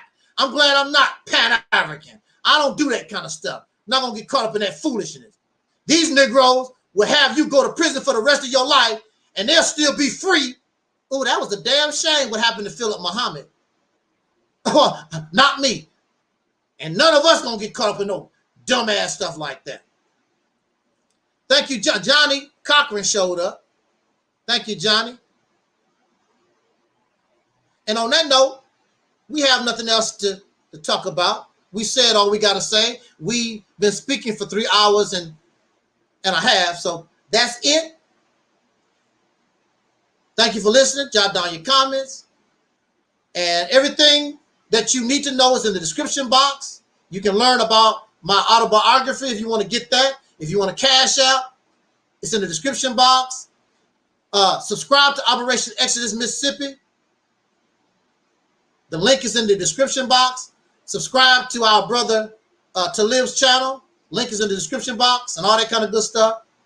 And I don't know when we're going to come back and talk again. But until next time, y'all, stay safe, be smart, be wise. Do not let this pro-blackness, Pan-African garbage, don't let that stuff brainwash you. It's a road to nowhere. I know. I was in it for 45 years. It ain't going to get you nowhere. Brother Talib is here. He was in the he was back and forth in the stuff for what, 40 years? Brother Talib. Well, anyway. Yeah, about 30-some years. Yeah, 30-some years. And where did it get you? It got me nowhere. It got me, as I would always say, wondering what would have happened throughout all these years of my life had I not got involved in that pro-black crap. Right.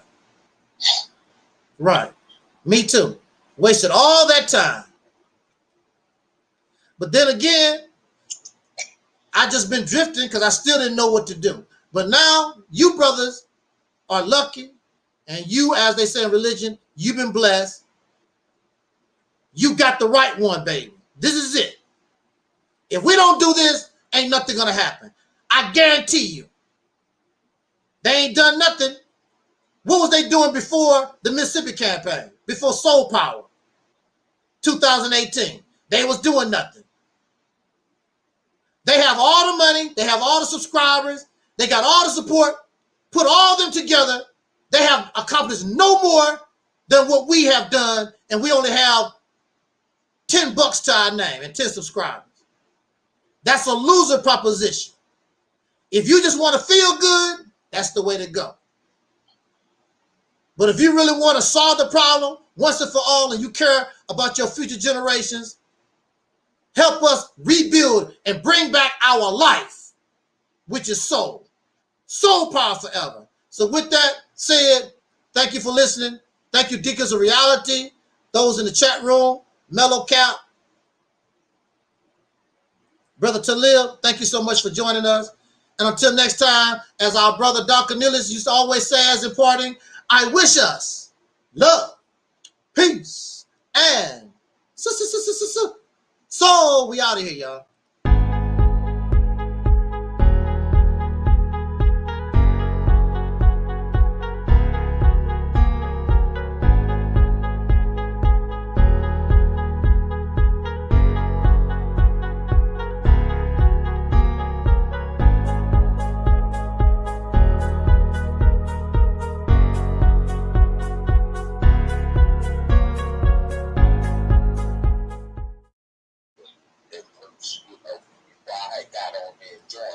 Yeah.